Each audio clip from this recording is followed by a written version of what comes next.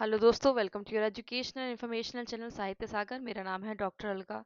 आशा करती हूँ आप मुझे पहचानते होंगे और नहीं पहचानते होंगे तो आज के वीडियो से आप मुझे पहचानने लगेंगे, क्योंकि मैं जो आज टॉपिक लेकर आई हूँ ये है आपका मध्य प्रदेश का जो निमाड़ी लोक साहित्य है उसके विषय में लेकर आई हूँ। और उसके पहले मैं आपको कुछ ये बताना चाहती हूँ कि जो मैं आपको आज पाठ्य सामग्री देने वाली हूँ उसका संदर्भ क्या है। और चूंकि पहला है आपका निमाड़ी साहित्य का इतिहास, ये है जो आपकी श्री राम परिहार हैं उनकी पुस्तक है। ये आपको दिख रही होगी। और चूंकि ये अभी MS वर्ड जो फाइल है उसमें है, तो अभी मैं इसका जो अच्छे से आपको जो चित्र है वो नहीं दिखा पा रही हूँ, लेकिन यहाँ पर डॉक्टर श्री राम परिहार की ये पुस्तक है। दूसरा जो संदर्भ है, दूसरा संदर्भ हमारा है। और ये सब ऑनलाइन पुस्तकें हैं, आपको बिल्कुल भी घबराने की जरूरत नहीं, सब कुछ आपको ऑनलाइन यहाँ पर मिल जाएगा। ऑनलाइन यानी कि अगर आप ढूंढेंगे तो आपको ऑनलाइन मिल जाएगा। ये दूसरी पुस्तक है जिसका नाम है निमाड़ी और उसका लोक साहित्य। और तीसरी पुस्तक है जिसका रेफरेंस मैंने लिया हुआ है, जिसका संदर्भ मैंने लिया हुआ है, वो है निमाड़ी संस्कृति और साहित्य। चूंकि मैंने इनके अलावा, ये तो हो गई प्रमाणित पुस्तकें, मैंने इनके अलावा भी बहुत सारे और जो क्या कहना चाहिए, एक प्रकार से PDF होती हैं और भी बहुत सारे संदर्भ होते हैं, शोध होते हैं, उनसे भी अपना जो पाठ्य सामग्री है वो ली हुई है। तो अगर आपको कहीं पर भी थोड़ा संदेह होता है तो आप मुझे ज़रूर बताइएगा। इसके पहले अब मैं शुरू करूँ, एक बात आपको और बता दूं, अगर आप YouTube पे या फिर अगर आप Google पे सर्च करते हैं निमाड़ी के साहित्यकार, तो आपको मेरा वीडियो ज़रूर मिलेगा। ये वीडियो मेरे पिछले साल का है।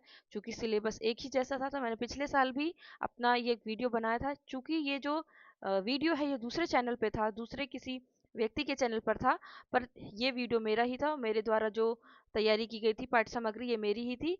इसी जो पाठ्य सामग्री है, इसी पाठ्य सामग्री को जो मैंने भी आपको MS वर्ड की फाइल दिखाई है अपनी यहाँ पर, इसी को मैंने थोड़ा सा और संपादित किया हुआ है और भी नई चीजें इसमें जोड़ी हुई हैं। चूंकि जो प्रश्न का प्रारूप जिस हिसाब से आ रहा है अभी, पिछले दो हमने पेपर में देखा 2022 के और 2024 के, तो उसके हिसाब से मैंने कुछ कुछ चीजें और यहाँ पर संपादित की हुई हैं। और कुछ ऐसा इसमें और जोड़ा है जिससे आपको समझने में और आसानी हुई। कुछ मानचित्रों के द्वारा, कुछ और विशेष जो पुस्तकें हैं उसमें मैंने जो हाईलाइट होता है वो किया हुआ है। और भी बहुत सारी चीजें हैं, जैसे जैसे आप ये देखेंगे वैसे वैसे आपको समझ में आएगा। और एक चीज और बताऊं आपको, शुरू करते हैं हम अपनी पहली पुस्तक निमाड़ संस्कृति और साहित्य से। एक बार मैं आपको इस PDF का जो एक ओवरव्यू होता है वो मैं यहाँ पर आपको दिखा देती हूँ और आपको बता देती हूँ कि मैंने जो संदर्भ लिए हैं वो किस प्रकार से लिए हुए, ताकि आपको जब प्रमाण की बात आए तो आपको कोई भी यहाँ पर संदेह ना हो। यहाँ हम सबसे पहले देखेंगे कि आपका जो अनुक्रम होता है, अनुक्रम में यहाँ पर आप देखेंगे कि आपको दिया हुआ है क्या क्या चीजें। मैंने सब सारी जितनी भी होती हैं, जैसे जितने भी इसके शीर्षक थे, जैसे कि यहाँ पर आप देखेंगे सांस्कृतिक निर्माण, प्रकृति, धरती और संस्कृति, निर्माण का पुरातात्विक वैभव, ये। और इसके अलावा जो आपका है पौराणिक पृष्ठभूमि, सभी का मैंने अध्ययन किया। और क्यों अध्ययन किया ये मैं भी आपको आगे बताती हूँ। क्योंकि देखिए कई बार क्या होता है, जब आप कभी भी अगर यूट्यूब पे या फिर आप गूगल पे या फिर आप किसी भी पुस्तक में, पहली बात तो एक पुस्तक में सारी पाठ्य सामग्री नहीं मिलती है, सबसे बड़ी बात की अगर आप चाहें कि एक पुस्तक मिल जाए और उसमें सारी पाठ्य सामग्री मिले तो नहीं। तो इसलिए मैंने 3-4 पुस्तकों का संदर्भ लिया। अब जैसे मान लीजिए, एक अगर आपने पूर्व जो प्रश्न आए थे उनका अगर आपने अध्ययन किया होगा तो एक शब्द आया था ये, ठोठिया। ठीक है, तो कहीं कहीं क्या होता है, ये जो ठोठिया है इसका संबंध खेल से भी हो जाता है, कहीं कहीं गीत से भी हो जाता है, कहीं कहीं नाट्य लोक नाट्य से भी हो जाता है। अन्य केवल मैं उदाहरण के लिए आपको अगर ठोठिया का बता रही हूँ, इसीलिए हमको केवल एक चीज बस नहीं पढ़नी कि हम लोक गीत बस पढ़ ले, लोक गाथा बस पढ़ ले, लोक हमको अगर अंचल पूरे अंचल क्षेत्र को जब हम पढ़ेंगे ना, तो हमको खेल से भी कई कई प्रश्न ऐसे मिल जाते हैं। तो जो ठोठिया है ना, अभी आपको आगे पता चलेगा कि ठोठिया कैसे आया हुआ था। कहीं कहीं हमको लोकगीत में ठोठिया नहीं मिला है। अगर आप सर्च करेंगे, ढूंढेंगे, खोज करेंगे, कहीं पर भी खोज करेंगे, तो आपको जल्दी से कहीं पर भी पूरे गूगल में कहीं ठोठिया जल्दी नहीं मिलेगा। लेकिन जब आप बहुत विस्तार से बहुत शोध करेंगे तब आपको पता चलेगा, तो कहीं कहीं ये खेल गीत में भी इसको शामिल किया गया है। इसलिए मैंने पूरी जितनी पुस्तक थी कोशिश किया कि पूरी पुस्तक का अध्ययन करूं और वो उसका संदर्भ लूं और आपको दिखाऊं भी कि कैसे पुस्तक पढ़ी है और कैसे पुस्तक के संदर्भ लगे हैं। अगर आप चाहे तो आप इसको स्किप कर दीजिएगा, लेकिन फिर भी मैं बताऊंगी, ताकि जो विद्यार्थी है, जो अभ्यर्थी है, वो जानना चाहते हैं, क्योंकि इंटरव्यू के हिसाब से भी अगर आप देखें तो ये काफी महत्वपूर्ण होती है। अब जैसे पिछली बार आपको निमाड़ के संदर्भ में एक प्रश्न पूछा गया था, और उसमें यह प्रश्न पूछा गया था कि जो डॉक्टर ग्रियर्सन है, ठीक है, उन्होंने दक्षिणी राजस्थानी की जो बोली है उसको क्या माना है, इस तरीके से प्रश्न पूछा गया था। प्रश्न का प्रारूप था और उसका उत्तर जो था वो निमाड़ी था। यानी कि उन्होंने ये पूछा था कि जो दक्षिणी क्षेत्र है वहाँ की भाषा, वहाँ की वो जो भाषा है वो पूछी गई थी और उसका उत्तर था। तो ये किसी पुस्तक में आपको ऐसे ही नहीं मिल जाएगा। अगर आप पूरे पुस्तकों का अध्ययन करेंगे, किसी की भूमिका पढ़ेंगे, भूमिका के संदर्भ में मैं आपको पहले इस प्रश्न का उत्तर मैं पहले बता चुकी हूँ, और उस जहाँ से वो प्रश्न आया हुआ था मैंने उसका आपको संदर्भ भी दिया हुआ था, अगर आप मालवा का पढ़ेंगे वहाँ पर। तो इसलिए आपको ये विस्तार में पढ़ना ज़रूरी होता है। जब आप असिस्टेंट प्रोफ़ेसर का पेपर देते हैं, तो आप ये नहीं सोच सकते कि एक पुस्तक आपको मिल जाए और उसमें आपको 5-6 टॉपिक जो आपकी पुस्तक में मतलब जो आपके पाठ्यक्रम में दिए हुए हैं, वो आपको मिल जाए और आप उसी से पढ़ के पेपर दे दें। आपको शोध करना पड़ता है, स्वयं का शोध करना पड़ता है और उसके हिसाब से आपके जो मस्तिष्क में जो जानकारी है, वो एकत्रित होती है। तो इसी के संदर्भ में मैं पुस्तक आपको बता रही हूँ, चूँकि 392 पेज की है, तो 392 पेज नहीं बताऊँगी, बस आपको इतना बस बताऊँगी, किस तरीके से आपको पुस्तक पढ़नी है। तो सबसे पहले ये जो यहाँ पर हाईलाइट हुआ है, श्री वसंत नरगुड़े निमाड़ी के लोक संस्कृति वाचिक साहित्य के वरिष्ठ अध्येता है। अभी यहाँ पर ये क्यों हाईलाइट किया गया है? ये इसलिए हाईलाइट किया गया है ताकि आपको ये पता चले कि जो वसंत नरगुड़े हैं, इनका नाम कहाँ किस संदर्भ में आता है, निमाड़ के संदर्भ में। ठीक है, आगे हम देखते हैं, कुछ कुछ महत्वपूर्ण चीजें देखेंगे, उसके बाद मैं सीधे आपको ले चलूंगी कहाँ पर, जहाँ मैंने नोट्स बनाए हुए हैं, नोट्स आपको दिखा दूंगी। पर आपको फिर भी अगर आपके अंदर जिज्ञासा है कि अगर ये ठोठिया लिखा हुआ है, जिरौती लिखा हुआ है, अगर पगलिया लिखा हुआ है, तो इसका मतलब क्या होता है, ये कहाँ गाए जाते हैं, कहाँ बोले जाते हैं, कहाँ इसका प्रयोग होता है, तो आप इस पुस्तक का संदर्भ ले सकते हैं। इसलिए मैं आपको यहाँ पर दिखा रही हूँ। जिज्ञासा हर व्यक्ति के मन में अलग अलग हो सकती है, इसलिए आपके लिए मैं इसको समझा रही हूँ, बता रही हूँ।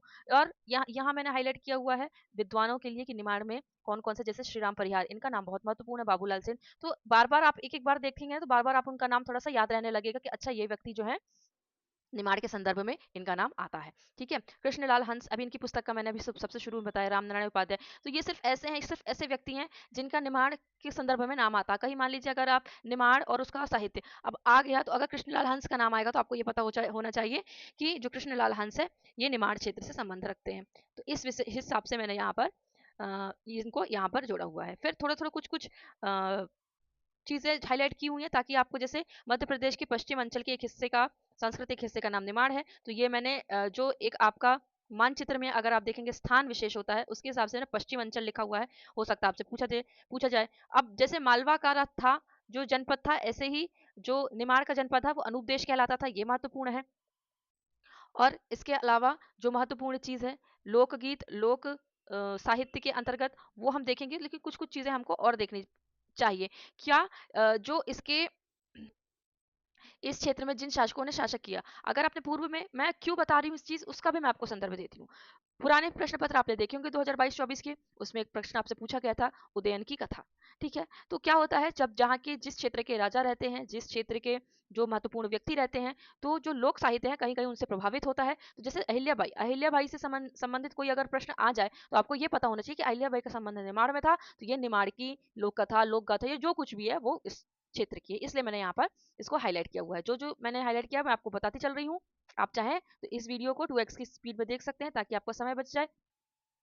अनूप जनपद कहलाता है, ये मैंने आपको बता दिया। इसका जो मुख्यालय है निमाड़ का, वो खरगोन में है। छोटी छोटी बातें हैं, बहुत महत्वपूर्ण नहीं है। अब ये जो अनूप देश कहलाता है, ये सब मैंने यहाँ पर जो पीडीएफ है उसमें ऐड नहीं किया, बस मैं यहाँ आपको बताती जाऊंगी। नर्मदा यहाँ की पवित्र नदी है यहाँ पर।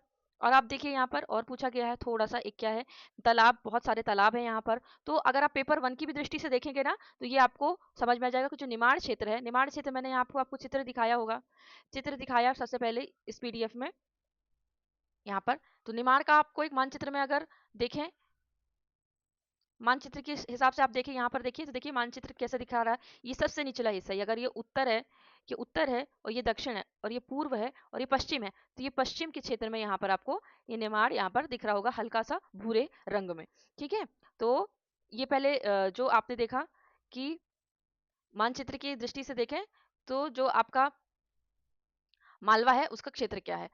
तो इस हिसाब से हम देखें तो यहाँ पर कौन कौन सी कैसी जलवायु पाई जाती है, कौन कौन से यहाँ पर नदियां होती हैं, कौन कौन से यहाँ पर जो खेती होती, थोड़ी थोड़ी जानकारी आप सब चीज की रख लीजिएगा। ताप्ती भी, यहाँ ताप्ती नदी भी है, प्रमुख नदी है। और छोटी छोटी नदियों में तवा, छोटा तवा, आबना, सुक्ता, सुक्ता का नाम आपको कहीं कहीं पौराणिक गाथाओं में मिलेगा, भाम, खुरखुरी, पिपरदार। ठीक है, कुंडी, कुंडा, वेदा, गोई। अब कुंडी कहीं कहीं, या कुंडी या कुंडरी, आपको आपने सुना होगा, कहीं कहीं ये आपको उपभाषा के रूप में भी देखने मिलती है। ठीक, कारम, महेश्वरी, महेश्वरी साड़ियां भी आपको देखने पड़ती है। तो इसी हिसाब से मैंने, अगर आप महेश्वरी आपको इतना याद रहेगा, तो महेश्वर नगर, महेश्वरी साड़ी, इन सब का आपको बोध हो जाएगा।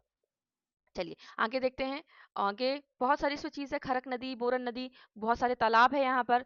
तो पेपर 1 की दृष्टि से भी ये महत्वपूर्ण है, तो आप उस दृष्टि से भी इसको देखते रहिएगा। पुरातात्विक में कुछ चीजें जो महत्वपूर्ण थी वो मैंने यहाँ पर जोड़ी हुई थी उनको हाईलाइट किया हुआ था, और जो महत्वपूर्ण नहीं थी उनको मैंने यहाँ पर छोड़ दिया था। इसी में आपको पूरा लोक साहित्य मिल जाएगा, आप बिल्कुल भी चिंता मत कीजिए। आप इस पुस्तक को देखेंगे, बस इस पुस्तक का जो निचोड़ रहेगा वो आपको पीडीएफ में दिखेगा, वो मैं आपको हमसे दिखा दूंगी। पर चूंकि पुस्तक से आप देखेंगे तो आपको जहाँ अधिकतम समझ में आएगा। मानधाता और महेशमती इसके पौराणिक केंद्र थे, यहाँ पर आप देखेंगे।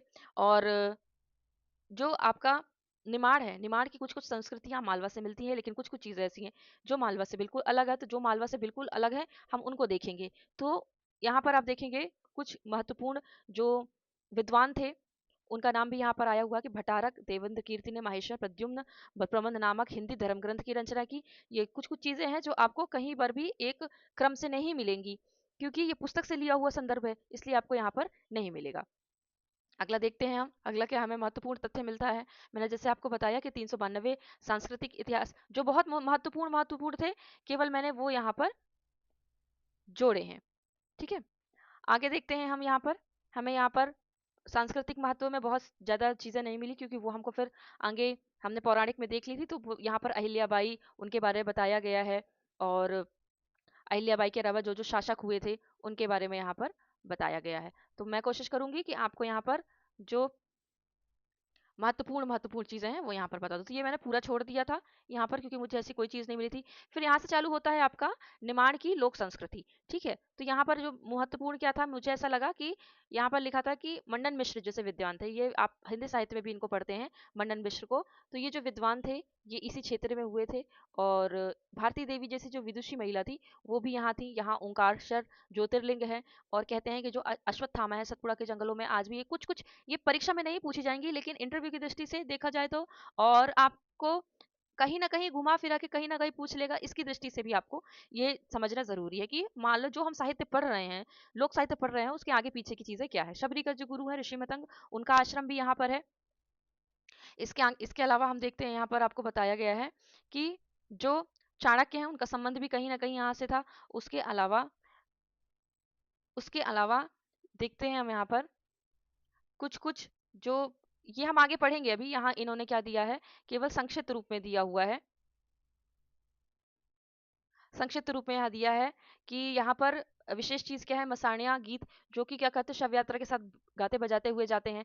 फिर गम्मत, रामलीला, पुरुष का डंडा नाच, शिवरात्रि पर काठी नृत्य, आड़ा खड़ा नाच, स्वांग, निर्गुड़िया गायन, सिंगा जी के गीत। लोकवाद्य में देखिए इस बार आपसे डफ पूछा गया था, तो थोड़ा सा अब ये आपको कहीं पर भी नहीं मिलेगा। जब नहीं, डफ नहीं पूछा गया था, सब ढाक पूछा गया था आपसे, ढाक पूछा गया था। तो इस तरह से अगर आप देखेंगे कि आपको अगर विस्तार से आप नहीं पढ़ेंगे लोक साहित्य के बारे में, केवल वो नहीं कि लोकगीत पढ़ लिया, लोक गाथा पढ़ ली, और लोक की प्रकीर्णन साहित्य पढ़ लिया, तो वो आपका हो गया। ये ऐसे से बीच बीच में से ऐसी चीजें पूछते हैं। यहाँ पर दिया गया है कि ढाक पर काठी नर्तक लकड़े के डंडे की चोट से मधुर ध्वनि निकालते हैं। ठीक है, ऐसे एक बार आपसे रेकड़ी वाद्य यंत्र पूछा गया था। ठीक है, पावड़ा, ये पावड़ा शब्द आया हुआ है। पावड़ा क्या होता है, पवाड़ा, एक बार वो पवाड़ा अलग है जो आपसे पवाड़ा पूछा गया था, ये पावड़ा है। बहुत सारी चीजें हैं छोटी छोटी हैं जो आपको देखना जरूरी है, और मुझे ऐसा लगता है कि आपको बताना ज़रूरी है। अगर आपको लगता है कि ये महत्वपूर्ण नहीं है तो आप छोड़ दीजिए, और इसको जब इसके बाद मैं आपको पूरी पीडीएफ पढ़ के सुना ही दूंगी, क्योंकि जो पूरा विस्तार है वो इसमें है। इसी में राजा भोज थे, राजा भोज जो कवि थे वो इसी क्षेत्र से संबंधित थे। इसी में धनंजय, दामोदर मिश्र आदि महत्वपूर्ण व्यक्ति भी थे। मैं आपको यहीं से जल्दी से पढ़ के सुना देती हूँ।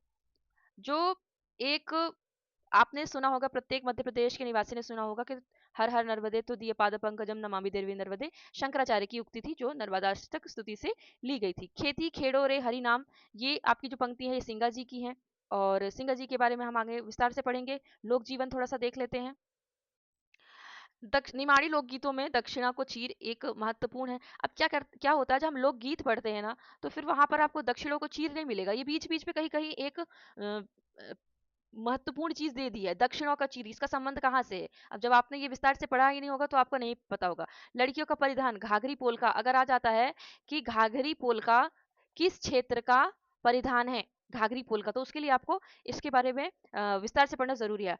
फाल्किया, ये क्या चीज होती है फाल्किया, झोली के बच्चों को जो तिकोने आकार में सूती कपड़ा बांध के रखा जाता है उसको फाल्किया कहा जाता है। पूरन पोली, यह निमाड़ का सबसे प्रसिद्ध पकवान है। इसके अलावा देखिए ज्वार, ज्वार जो होती है, ज्वार जो अन्न होता है उसको माता का दर्जा दिया गया है, इसलिए मैं इसको यहाँ पर, मैंने यहाँ पर और बहुत सारी चीजें मैंने यहाँ पर क्या की है, यहाँ आपको दिखाई हैं। अब आप अगर आपने मालवा देखा होगा तो मालवा मालवा में आपने भील जनजाति देखी होगी। यहाँ पर निमाड़ में आप किसको देखते हैं? यहाँ आप देखते हैं कोरकू जनजाति को। जब आप बघेलखंड पढ़ेंगे तो बघेलखंड में आप देखेंगे गोंड और कोल। ठीक है, तो आप ये भी देखते जाइए कि जिस अंचल को आप पढ़ रहे हैं उसमें कौन कौन सी जनजातियां यहाँ पर निवास करती हैं। तो अगर आपको ये थोड़ा सा अलग लग रहा है कि अ, ये बहुत ज़्यादा बोरिंग है, तो भी आप देखिए, क्योंकि देखिए जैसे आपसे उदयन की कथा पूछी थी उसका मैंने आपको संदर्भ भी बताया था कैसे, तो वैसे यहाँ पर देखिए सुरियोलो महाजन इस नीमा महाजन के त्याग की महान काठी गाथा है। ठीक है, ये आपको जब आप गाथा पढ़ेंगे या गीत पढ़ेंगे तो वहां पर ये आपको नहीं मिलेगा, ये आपको तभी मिलेगा, ये कुछ कुछ पॉइंट्स आपको तभी मिलेंगे जब आप क्या करेंगे, ये समाज के बारे में, ये जो शीर्षक था वो समाज के बारे में था, लेकिन वहां पर उन्होंने एक महत्वपूर्ण पंक्ति दे दी कि जो सुरियोलो महाजन है ये काठी गाथा है। इसलिए मैं आपको बोल रही हूँ कि आपको जो पुस्तक है उसको विस्तार से पढ़ना बहुत ज्यादा जरूरी है, और मैंने आपके लिए थोड़ा सा कार्य किया हुआ है। आपने एक नाम सुना होगा, भावसार बा का नाम सुना होगा। जब आप मालवी साहित्य पढ़ते हैं तो ये भावसार क्या है, यहाँ पर आप देखेंगे जो रंगाई का काम करते हैं इनको छिपा या भावरसार कहा जाता है, ये कहीं कहीं उनसे भी संदर्भित है। मुंडलिया, मुंडलिया क्या अर्थ क्या होता है? खुड़ेसर वाला। और ये क्या है? ये गुजर जो जाति है उससे संबंधित रखते हैं। ये बहुत बहुत बारीक आपको पॉइंट्स यहाँ पर दिख रहे हैं, ये आपको किसी भी वीडियो में किसी भी नोट्स में नहीं मिलेंगे। नोट्स में क्या मिलता है मैं आपको दिखाती हूँ। नोट्स में क्या मिलता है जो आपको चाहिए अगर, तो मेरे पास वो चीजें हैं। मध्य प्रदेश की लोक कथाएं, निमाड़ांचल लोकगीत, लोकगीत में क्या क्या लोकगीत है यहाँ पर दिया हुआ है विशेष विशेष तौर पे। देखिए मैं आपको बताती हूँ विशेष विशेष तौर पे कौन कौन से गणगौर होते हैं। सिंगा जी के भजन, कलगी तुर्रा, बस इतना दे दिया, और उनके बारे में तीन चार चीजें दे दी। या फिर थोड़ा और देखिए, निवाड़ांचल के लोकगीत, कलगी तुर्रा, सिंगा जी भजन, निर्गुड़िया, मसाणिया, कायाकोच, फाग गायन, नागपंथी और गरबा गरबी, गवलन गायक। इतना, इतने भर से आपका काम नहीं चलेगा, आपको और भी ज्यादा, अगर आप असिस्टेंट प्रोफेसर का पेपर देने जा रहे हैं तो आपको इससे भी ज्यादा विस्तार में जानना जरूरी है। ठीक है, तो इसी मेरे पास है पूरी पीडीएफ है। मैं चाहूँ तो पांच पांच छह लोकगीत, पांच छह लोक गाथा, पांच छह चीजें बता करके यहाँ खत्म कर सकती हूँ, लेकिन मैं चाहती हूँ कि आपको पूरा एक, जो एक असिस्टेंट प्रोफेसर का होता है, असिस्टेंट प्रोफेसर का मतलब ये होता है कि आपने जो एक एक टॉपिक है उस पर क्या करें, आप शोध करें। जब पिछली बार एक प्रश्न आया था माखनलाल चतुर्वेदी से, तो उसमें उन्होंने उनके उपनाम पूछे हुए थे, उपनाम, उपनाम। तो मेरा जो पीडीएफ बना हुआ था, मेरा जो नोट बना हुआ था वो शोध ग्रंथ से बना हुआ था, और उस शोध ग्रंथ में मैंने जो संदर्भ लिए थे उसमें एक वो वाला विषय भी था, उस वो टॉपिक भी था जिससे वो प्रश्न आए हुए थे। तब से मुझे ऐसा लगता है कि जो प्रत्येक हमें एक टॉपिक दिया जा रहा है पाठ्यक्रम में, उसको हमको एक शोध की दृष्टि से देखना चाहिए और शोध के हिसाब से पढ़ना चाहिए। अब यहाँ पर और उसको, जैसे मान लीजिए यहाँ भील, भिलाला, बारेला, पटेलिया, यहाँ पर राठिया, पारिया, ये सब दिया हुआ है, तो इसको हमको ना केवल उपशाखा के संबंध में देखना चाहिए, जातियों के संबंध में, हमको इसमें ये भी सोच लेना चाहिए कि हो सकता है राठिया नाम का या बरेला नाम का या भिलाला नाम का कोई और लोक साहित्य हो, जिसमें से कोई आपका गीत हो, गाथा हो, इस तरीके से। तो आप इस चीज को भी लेकर पेमा फातिया, ये कई बार प्रश्न एमपीपीएस से पूछा गया है। अगर आप एमपीपीएससी प्री के प्रश्नों का आपने अध्ययन किया होगा तो पेमा फातिया का नाम कई बार लिया गया है। अगर आपसे आ जाए कि पेमा फातिया किस अंचल से संबंधित है, बुंदेलखंड, बघेलखंड, निमाड़, तो आपको पता होना चाहिए किस क्षेत्र से संबंधित है। इस हिसाब से मैं आपको ये सब दिखा रही हूँ। ठीक है, रावत है, राव है, ये सब जनजाति की कहानी है कि यहाँ पर जनजाति है, बहुत सारी जनजाति, बहुत महत्वपूर्ण महत्वपूर्ण तथ्य इसमें दिए हुए हैं। पर जब तक आपका मुझे एक कमेंट नहीं आता, वो मुझे पता नहीं चलेगा कि मैं किस दिशा में जा रही हूँ, क्योंकि मेरे हिसाब से जो मालवा का मैंने करवाया था इस हिसाब से करवाया था, और मैं कोशिश करूंगी कि निमाड़, बुंदेल और आपका जो बघेलखंड है उसको भी इस हिसाब से कराऊं, क्योंकि शॉर्ट नोट्स है मेरे पास। यहाँ पर देखिए शॉर्ट नोट्स मेरे पास बहुत है। शॉर्ट नोट्स आपके 3 4 पेज 6 पेज में खत्म हो जाएंगे। तो शॉर्ट नोट्स में भी आपको बता दूंगी, आप परेशान मत होइए। पर मेरे ख्याल से आपको ये पढ़ना ज्यादा जरूरी है। डेडर, जो हमने मालवा पढ़ा था उसमें हमने डेडक माता पढ़ा था, डेडक। तो डेडर या डेडक क्या होता है? मेढक होता है, उसको डेडक कहा जाता है। जैसे कुक्षी पक्षी का पूछा गया था पिछली बार, आपको याद हो अगर आपने पूर्व प्रश्नों का अध्ययन किया हो। इस संदर्भ में मैंने यहाँ डेडर को भी लिखा हो गया कि हो सकता है आपसे पूछा जाए। ठीक है, डोड बलई की क्या है? त्योहार है। ऋतु त्योहार भी पूछे गए थे पिछली बार, आपसे संजा पूछा गया था।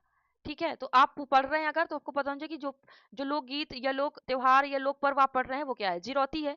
ये जिरौती क्या होता है? ये गीत में भी आ जाता है, खेल में भी आ जाता है, चित्रकला में भी आ जाता है, भित्ति चित्र में भी आ जाता है। ठीक है, और ये है क्या? ये क्या है?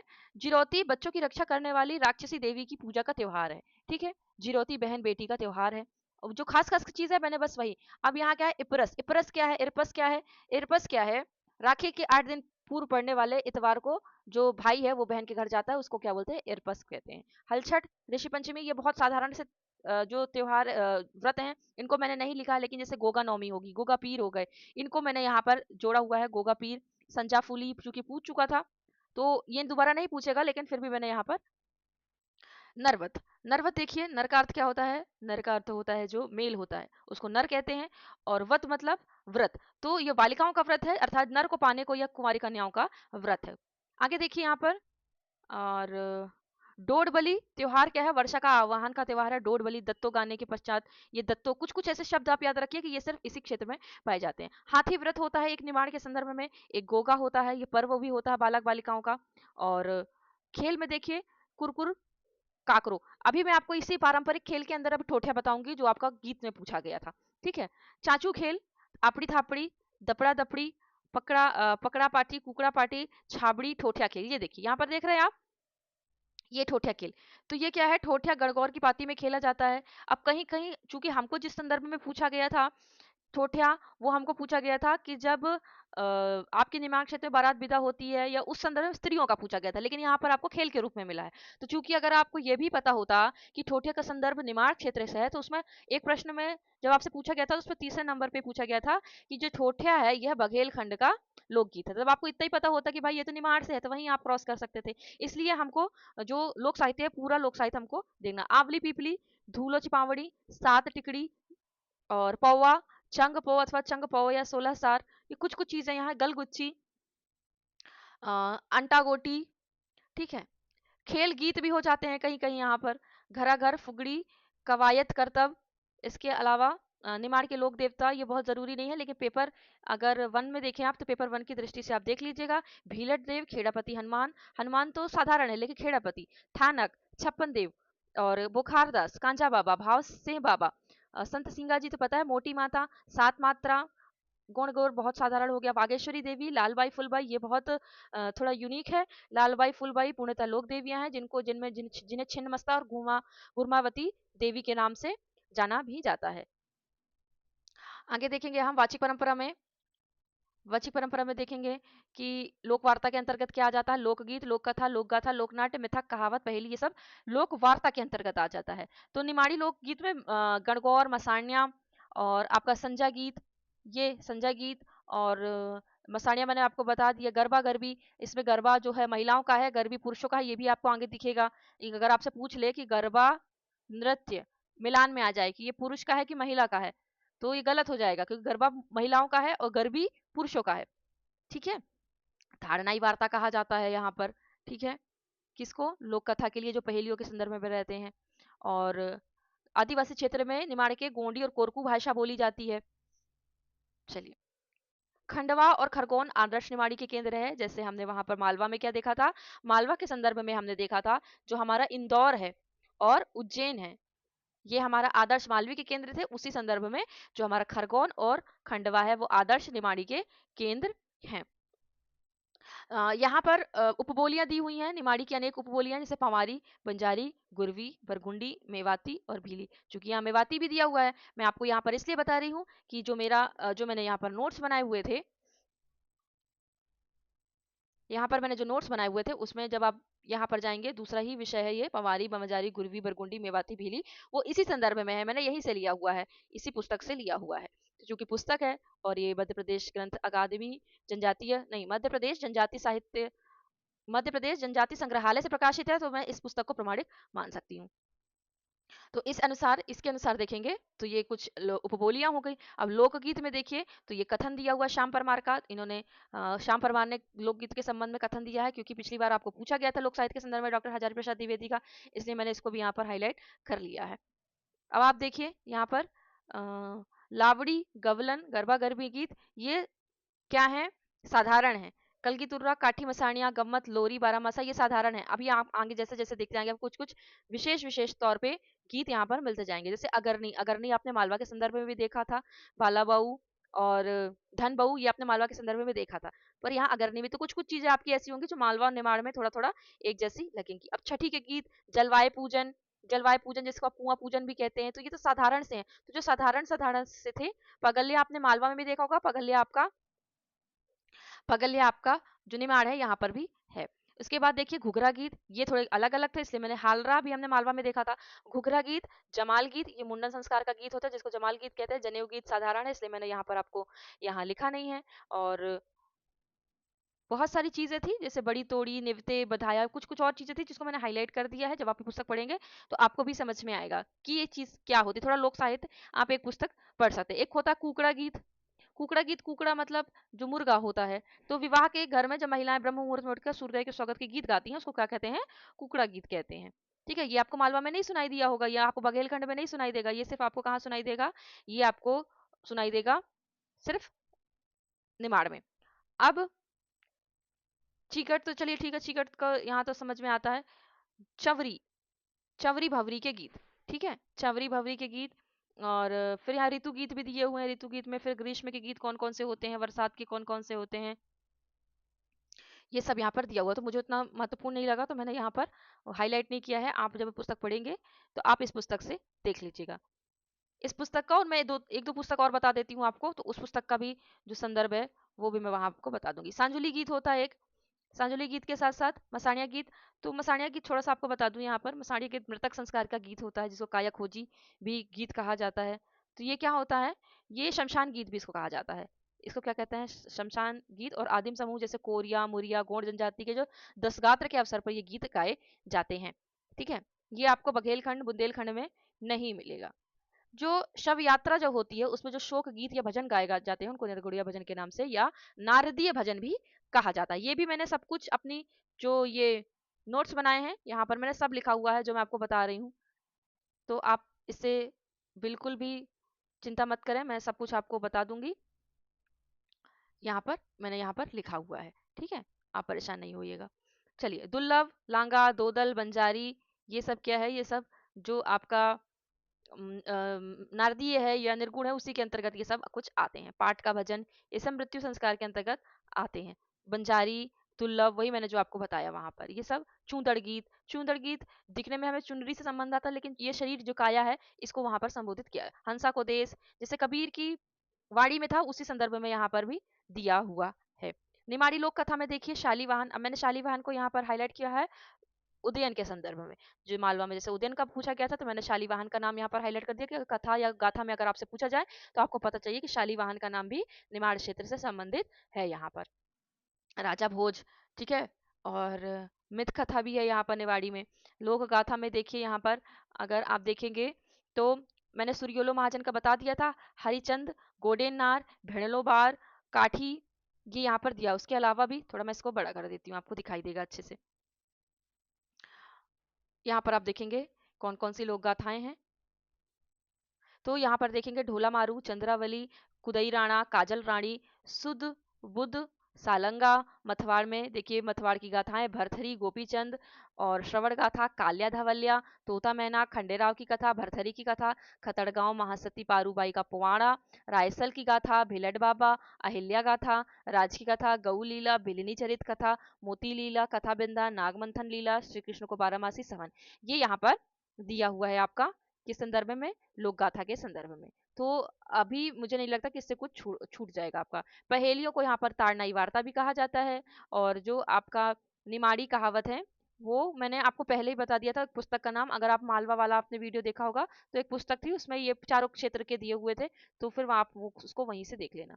अब कला परंपरा भी है, पर कला परंपरा में क्या कर दिया है, विशेष विशेष चीजें थी जैसे स्त्री परक लोक गायन है। ठीक है, अब आपसे पूछा जाता है जैसे पिछली बार बाबा स्वांग का पूछा गया था, इसी संदर्भ में ये पूरा मैं आपको दिखा रही हूँ और रेफरेंस भी आपको बताती जा रही हूँ कि पिछले साल जो आपके पेपर आए थे पिछले वर्ष में कौन कौन से प्रश्न किस किस प्रारूप में पूछे गए थे। अब यहाँ पुरुष प्रधान जो लोक गायन है उसमें सिंगा जी के भजन, कलगी तुर्रा, निर्गुड़िया लोक पद गायन, मसानिया गीत, गिवलन या गवलन और गरबी, ये पुरुष प्रधान गीत हैं जो पुरुष मात्र यहाँ पर गाते हैं। नाथपंथी गायन, कोपी गवलन गायन, गरबा गरबी, मथवाड़ गायन। ठीक है, इसके अलावा फिर कलगी तुर्रा जैसे वहां पर माच प्रमुख था मालवा में, इस तरह से यहाँ पर आप देखें कलगी तुर्रा। तो कलगी तुर्रा को जैसे हमने वहां माच के प्रवर्तक को देखा था, यहाँ पर भी हमको कलगी तुर्रा के थोड़े से प्रवर्तक के रूप में देखना पड़ेगा। थोड़ा सा इनके जो प्रमुख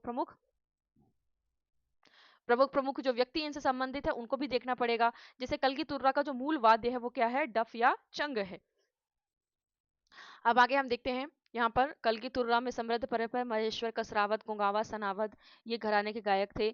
और यहाँ पर सुमेर सिंह हैं जो तुर्रा के प्रख्यात उस्ताद हैं यहाँ पर। और रामलाल सोलंकी हैं कलगी के प्रतिष्ठावान गायक हैं। अब लोक नाट्य परंपरा में देखिए ये यहाँ पर थोड़ा सा देखिए, लोक जीवन के मनोरंजन में कई प्रवृत्तियां होती हैं। और विवाह में हास्य व्यंग के कई अवसर होते हैं। समधियों को गालियां गालियां यहाँ गालियों के लिए निवालिया शब्द प्रयोग किया गया है। दूल्हे को सताना, डेल रोकना कहना, ठोठ्यो, ठीक है, आदि ऐसे रिवाज हैं। तो इतने यहीं से अगर आपने पढ़ा होता तो आपको थोड़ा संदर्भ समझ में आ जाता कि ठोठिया थोड़ा विवाह के संबंध से। देखिए वहां खेल गीत के रूप में भी ठोठिया आया था, और यहाँ पर कहाँ पर आया है, विवाह के संदर्भ में भी आया है। चलिए, और अब विवाह के संदर्भ में आया है तो आप यहाँ पर देख लीजिए। चूंकि एक बार पूछ चुका है, दोबारा नहीं पूछेगा, लेकिन मैं एक संदर्भ की दृष्टि से आपको बता रही हूँ कि ठोठिया पूर्णतः महिला परक लोक प्रहसन है, क्योंकि दोनों बार आया था पेपर में। 22 के पेपर में भी इसका कहीं ना कहीं प्रारूप आया था, और 24 के पेपर में भी आपको जोड़ी मिलाने में आया था। ठोठिया की प्रस्तुति विवाह के अवसर पर की जाती। जब बारात घर से ब्याने के लिए विदा होती तो घर में बच्ची महिलाएं रात्रि में मंडप के नीचे ठोठिया खेलती हैं। तो इस तरह से आपको बहुत विस्तार में पढ़ना पड़ेगा। पाती स्वांग होता है। अब देखिए वहां पर आपसे क्या पूछा गया था, बाबा स्वांग, ठीक है। अब यहाँ पर देखिए पाती स्वांग, पनवाड़ी स्वांग स्वांग, ठीक है। इसके अलावा यहाँ पर देखिए खमरास या रासलीला, ठीक है, खमरास है, ये पारंपरिक लोक नाट्य है। और विस्तार से पढ़ेंगे तो आपको बहुत सारी चीजें मिलेंगी यहाँ पर। तो इस हिसाब से यहाँ पर गम्मत देखिए, गम्मत निमाड़ का पारंपरिक लोक नाट्य है, ये बहुत महत्वपूर्ण है। गम्मत हो गया आपका, गम्मत के बाद हो गया आपका एक तुर्रा कलंगी, ये बहुत महत्वपूर्ण है। तो कुछ कुछ आप ऐसे कीवर्ड्स रख लीजिएगा जो केवल मालवा के संदर्भ में हो, जो केवल निमाड़ के संदर्भ में हो, जो केवल बुंदेलखंड के संदर्भ में हो, जो केवल बघेलखंड के संदर्भ में हो। तो एक गम्मत हो गया। गम्मत क्या है, जिसको लोक नाट्य का पर्यायवाची मानते हैं। और निमाड़ में क्या है, 3 अवसर पर ये जो लोक नाट्य है ये किया जाता है। एक दशहरे के पूर्व नवरात्रि पर किया जाता है, दूसरा होली पर, और तीसरा गणगौर के अवसर पर किया जाता है। ठीक है, चलिए आगे देखते हैं हम। अगर आपको ऐसा लग रहा है कि आपका समय बहुत ज्यादा जा रहा है तो आप इसको 2x की स्पीड में देखिएगा। तो पर अगर आपने ये पुस्तक देख ली तो फिर अब जो मैं आपको जब लोक साहित्य का जो नोट्स है वो पढ़ाऊंगी तो आपको ज्यादा अच्छे से समझ में आएगा। और आपको इससे ये भी समझ में आएगा कि मैं हम स्वयं कैसे और अच्छे से नोट्स बना सकते हैं। तो अब नृत्य परंपरा में भी देखिए, अब मैं नृत्य क्यों बता रही हूँ, क्योंकि हमें लोक नृत्य तो दिया नहीं हुआ है, लेकिन फिर भी कब कौन सा लोक संगीत गीत और नृत्य किस रूप में हमसे पूछ लिया जाए वो हम समझ नहीं पाएंगे, इसलिए हमें सब कुछ देखना जरूरी है। फेफरिया, मांडलिया, मांडलिया, आड़ा खड़ा नाच और गरबा, ये हमने लोकगीत के संदर्भ में देखा, इसलिए मैंने यहाँ आपको दिखाने के लिए इसको जोड़ा हुआ है। डंडा नृत्य, ठीक है। और काठी देख लीजिएगा, एक बार चित्र आप देख लीजिएगा काठी का, ये हाथ में जो डफ है वो लेकर इसका नृत्य करते हैं। और काठी धारक को भगत कहा जाता है। फिर इसके बारे में बहुत ज्यादा विस्तार से दिया गया है काठी नृत्य के बारे में, मतलब एक पूरा शोध हो सकता है, वो आपको जानना जरूरी नहीं है। कुछ कुछ जरूरी चीजें देख लीजिए कि इसमें से जो सभी पात्र होते हैं वो पुरुष होते हैं, महिलाएं नहीं होती। और जो ढाक है वो काठी का मूल वाद्य है, ठीक है। पिछली बार भी ढाक गोट गायन आपसे पूछा गया था, है ना, गोट गायन में ढाक का पूछा गया था, और एक काठी में भी ढाक का प्रयोग होता है। और इसमें महत्वपूर्ण और क्या है,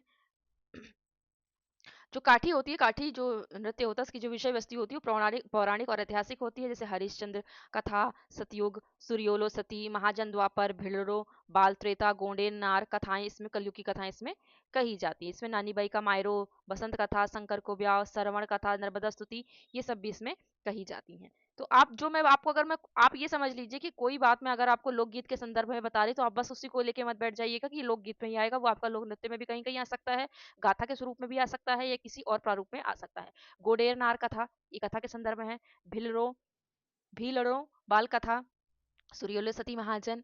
और चित्र परंपरा में थोड़ा सा आप देख लीजिएगा, जैसे जिरौती हो गया, पगल्या हो गया। और यहाँ पर आप देखिए जो महत्वपूर्ण है, संजा फूली, नरवत और कंचोली, ये महत्व 4-5 चीजें थी जो इस संदर्भ में। और एक मांडड़ा है, मांडड़ा।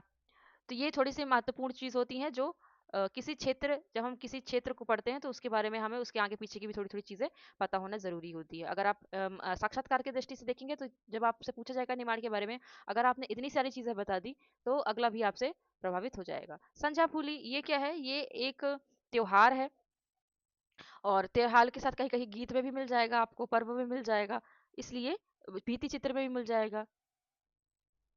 नरवत, ये देखिए नरवत आपने गीत में भी देखा, बाकी चीजों में भी देखा, यहाँ पर भी आप चित्र में भी देख पा रहे हैं। तो इस पगलिया भी देखिए पद चिन्ह, अभी हमने गीत के संदर्भ में भी देखा और चित्र के संदर्भ में भी हम यहाँ पर देख रहे हैं। फिर यहाँ पर शिल्प वगैरह है, तो शिल्प वगैरह आपको यहाँ पर देखने की जरूरत नहीं है, हम इसको इसलिए आगे बढ़ा रहे हैं क्योंकि आगे फिर हम देखेंगे हमारे जो कवि हैं, हमारे जो रचनाकार हैं, उनको हम आगे देखेंगे। अभी तो 392 पेज में से हमने 285 पेजों को देख लिया है।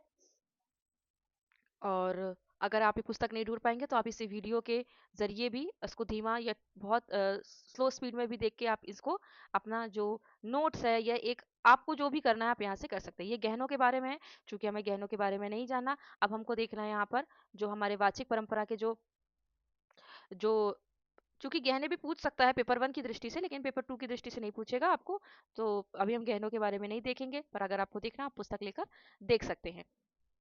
तो जो रचनाकार है, रचनाकार का जो विषय है इस पुस्तक में बहुत कम दिया हुआ, बहुत ज़्यादा नहीं है, क्योंकि हम 331 पेज पर पहुंच चुके हैं और 392 कुल पेज है, तो समझ लीजिए कि 50 पेज का लगभग लगभग आपका यहाँ पर होगा। तो जो निमाड़ की लोक साहित्य परंपरा है यहाँ पर आप देख रहे हैं, तो इसमें क्या है, एक वाचिक है यानी मौखिक है और दूसरा लिखित है, दो है। तो लिखित में भी बहुत सारे लोग हैं जो अब करने लगे हैं कार्य, तो उनके बारे में हम देखेंगे और मौखिक में भी देखेंगे।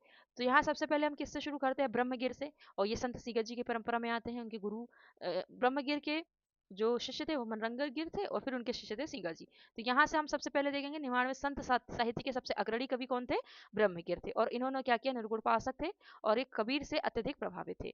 फिर ये मैंने जैसे बताया मनरंगीर वाला, ये वहां का है, हम आगे वहां पर देखेंगे। खेमदास ने सिंगा जी की परचुरी लिखा है, ये भी हमने नोट्स में अपने शामिल किया है, वो हम आपको दिखाएंगे। इनका जो सिंगा जी है, इनका जन्म कब हुआ, ये सब सारी चीज़ें ये भी हम आगे देखेंगे। हम तो सिर्फ आपको ये दिखा रहे हैं कि अभी हमको और कौन किसको देखना, सिंगा जी, फिर उनके जो पौत्र थे दलूदास, उनके बारे में भी यहाँ पर दिया हुआ है। उसके अलावा खेमदास, ये लोक बोली निमाड़ी के पहले संत कवि जिन्हें संत शिरोमणि सिंगा जी के समग्र जीवन चरित लिखने का श्रेय है।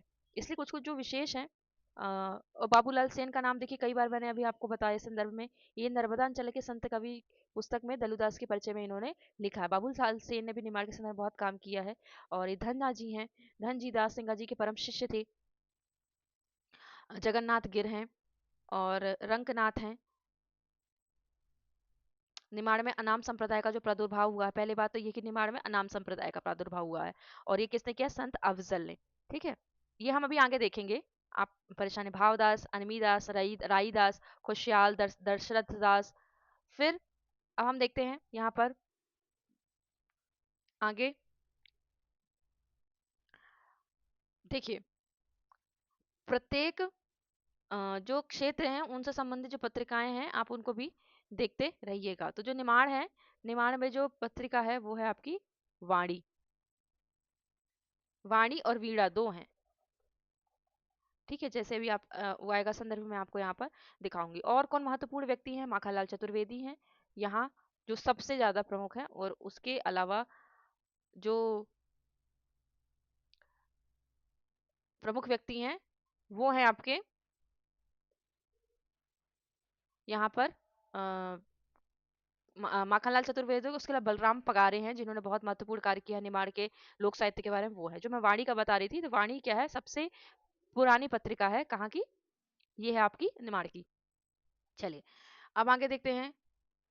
ये सब मैं आपको नहीं बताऊंगी क्योंकि अब मैं आपको ले चलती हूँ सीधे पीडीएफ में। पीडीएफ में ले चलते हैं, तो यहाँ पर हम शुरू करते हैं यहाँ से। अब मैं बहुत जल्दी जल्दी आपको बताऊंगी तो आपको ज़्यादा अच्छे से समझ में आ जाएंगी चीज़ें।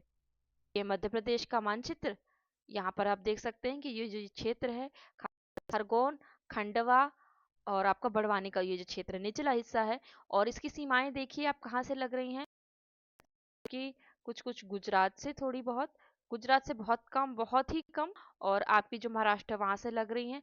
तो प्रभाव आपका कहीं कहीं यहाँ पर देखा जा सकता है। अगला उपबोलियों में देखिए, पवारी, बंजारी, गुरवी, बरगुंडी, मेवाती, भीली, ये मैं आपको बता चुकी हूँ। निवाड़ी के जो लोकगीत हैं, जैसे यहाँ पर आप देखेंगे कौन से, संजय गीत देखेंगे। तो ये किशोरियों, संजय गीत क्या है, किशोरियों के स्वप्न और स्मृतियों का गीत है। ठीक है, मसाणिया गीत शरीर की नश्वरता और आत्मा की अमरता का गीत है। जो आदिम समूह है, जनजाति समूह है, वहाँ उसमें कोरकू, मुरिया, गोंड जनजाति दशगात्र के अवसर पर ये गीत गाते हैं। गरबा गरबी निमाड़ के लोकगीत हैं। यहाँ गरबा महिलाएं गाती हैं और नृत्य करती हैं, और गरबी स्त्री पुरुष दोनों अलग अलग शैली में। या फिर यहाँ पर आप क्या कर सकते हैं, अगर स्त्री ना आए ऑप्शन में तो आप यहाँ पुरुष भी कर सकते हैं। ठीक है, आगे देखते हैं हम इसका। तो गरबा स्त्री परक गीत है, और जबकि जो गरबी है वो पुरुष परक गीत है। गणगौर, पहले हम मालवा में के संदर्भ बात कर चुके हैं। मामेरा गीत, ये भी हम देख चुके हैं। गोपी गवलन गायन, तो गवलन कृष्ण और राधा के विविध प्रेम प्रसंगों के रूप में गाया जाता है। गम्मत में क्या होता है, स्वांग होता है जिसमें गीत और नृत्य किए जाते हैं। निवाली भी है, घट्टी के गीत है, बुवाई कटाई के गीत है, निमाड़ में प्रमुख रूप से किए जाते हैं। जलवाय पूजन, जो मैंने आपको वहां बताया, कुआं पूजन होता है, अगर आप समझते होंगे, जब बच्चा बच्चा जन्म लेता है घर में, तो कुआं पूजन किया जाता है। ये उस समय का गीत है। हालरा, जिसे लोरी गीत भी कहा जाता है। घुघरा गीत, ये बुआ के संदर्भ में है। बुआ बच्चे के लिए एक झुंझुना लेकर आती है, जिसे घुघरा गीत कहते हैं। जमाल को मुंडन गीत भी कहते हैं। नाथपंथी गायन में देखिए, यह रेकड़ी पर गाया जाता है। रेकड़ी आपसे पिछली बार 2022 के पेपर में पूछा गया था, ठीक है, चूंकि वो पूछा बुंदेलखंड के संदर्भ में गया था, लेकिन पूछा गया था। मथवाड़ गायन क्या होता है, देवलोक का आवाहन गाथा है इसमें। देव कुल के 60 राणा का नाम लेकर गाथा गाई जाती है। तो मथवाड़ गाथा भी हो सकता है, तो आपको लोक गाथा के संदर्भ में पूछा जा सकता है। पगलिया क्या है, शिशु के जन्म का शुभ संदेश मायके से ससुराल या ससुराल से मायका दिया जाता है। ये इसमें छाप बनाई जाती है और मायका या ससुराल में भेजा जाता है। कलगी तुर्रा क्या है, कलगी तुर्रा एक लोक गायक गायन है। और कलगी और तुर्रा दो अलग अलग शाखा होती हैं, दो दल होते हैं, मंच आमने सामने होते हैं, जैसे सवाल और जवाब होता है। आशु कविताएं यानी तुरंत की कविताएं होती हैं। तुकबंदी होती है और तुकबंदी का जवाब होता है, लेकिन बिल्कुल सटीक जवाब होता है। गोगावा के जो तुर्रा गायक है सुमेर सिंह, ये प्रमुख है। और इसकी कलगी तुर्रा की उत्पत्ति अपने पितामह उनके अनुसार मानते हैं। उनका कहना है कि चंदेरी के जो राजा शिशुपाल की सभा में, ये फिर पूरी जो एक कहना चाहिए इतिहास है वो यहाँ पर दिया हुआ है। शाह अली फकीर का नाम यहाँ पर दिया हुआ है, तो इस हिसाब से वो उनके अपने जो पूर्वज है उनको मानते हैं। कलगी को कई कई लोग कलंगी भी कहते हैं, कलंगी तुर्रा भी आपको दिखेगा। डॉक्टर शाह परमा कहते हैं तुनक गिर को मध्य प्रदेश तो मानते हैं, लेकिन कलगी तुर्रा की उत्पत्ति कई कई लोग महाराष्ट्र से भी मानते हैं। महेश्वर, कसरावत, गोंगावा, सनावत, चोली, ये सब क्या है, गांव में इनके गायक रहते हैं। मूल वाद्य, मूल जो इसका वाद्य यंत्र है वो क्या है, डफ या चंग है। रामलाल सोलंकी कलगी गायक में एक प्रतिष्ठावान गायक है, और जो सुमेर सिंह है वो तुर्रा के उस्ताद कहे जाते हैं। निर्गुड़िया गायन और नारदीय भजन में देखिए, दुर्लभ के गीत, बंजारी गीत, चूंदड़ गीत और बैरागी गीत, इसे मंगल गीत भी कहते हैं। चूंदड़ गीत को, ये आत्मा परात्मा परमात्मा वाला जो गीत है, ये उस हिसाब से कहते हैं। ये नारदी गीत या निर्गुण गीत के अंतर्गत आता है। बैरागी गीत आप समझ जाएंगे। फिर इसके अंतर्गत भी देखेंगे, चूंकि अब हम निर्गुण की बात कर रहे हैं, तो ब्रह्मगिर निमाड़ के संत साहित्य के अग्रणी कवि हैं, कबीर से प्रभावित थे और निर्गुण धारा के प्रवर्तक के रूप में निमाड़ में ये प्रसिद्ध हैं। इनके जो पुत्र थे उनका नाम था मनरंगीर, और ये भी निर्गुण भक्ति शाखा के प्रमुख कवि थे। और जो संत सिंगा जी हैं वो इन्हीं मनरंगीर के क्या थे, शिष्य थे। अब देखें, जो सिंगा जी है इनका जन्म खजूरी बड़वानी में हुआ था, और ये समय दिया हुआ है आपको। ये जाति के गवली थे, यानी जो गौपालक होते हैं। इनके माता का नाम गौराबाई था, पिता का नाम भीमा जी था। इनकी पत्नी का नाम जसोयदा था, वो भी राम भक्त थी। खेती खेड़ो हरिनाम का इनका सर्वाधिक लोकप्रिय पद है। अगर इतना पद आ जाता है और आपसे पूछा जाता है कि ये किसका है, तो ये है सिंगा जी का। शरद पूर्णिमा पर इनके नाम पर हरसूद में क्या होता है, एक मेला लगता है, पशु मेला लगता है। अब आगे रख देखते हैं इनके बारे में। जो इन्होंने मृदंग जो होता लोकवाद्य उसको प्रतिष्ठा दी थी। इनकी जो रचनाएं हैं, सिंगा जी के दृढ़ उपदेश, अठवार सिंगा जी का और 15 दिन, बाबा सिंगा जी की बाड़ावली, आत्मज्ञान, सिंगा जी नाराज, मौखिक भजन, ये हैं। और फिर इसके बाद सिंगा जी के अनेक शिष्य ने उनकी प्रशंसा पे उनके चरित्र और गुणों की रचनाएं की हैं, जिसमें संत खेमदास ने क्या किया है, सिंगा जी की परचरी। ठीक है, तो ये इंपॉर्टेंट है, इसको आप याद रखिएगा। दलुदास और उनके अन्य शिष्यों ने अनेक लोक पद लिखे हैं। फिर जब हम आधुनिक में आ जाते हैं, तो मुकुट विनायक रत्न पारखी ने श्री संत सिंगा जी, और उसमें जो सबसे ज्यादा महत्वपूर्ण है उसमें है, आपको अभी हम दिखाएंगे, संत सिंगा जी। फिर इन लोगों ने यहाँ पर काम किया है, जो एक, हाँ, कहे जन सिंगा, ये वाली जो पुस्तक है, ये बहुत, ये इसको लिखा भी श्री राम परिहार ने है, जिन्होंने निमाड़ में बहुत कार्य किया, जिनकी पुस्तक मैंने आपको दिखाई है। और वो पुस्तक जो है, जिसको, वो पुस्तक है 150 पृष्ठ की, तो और 100 रुपए की है।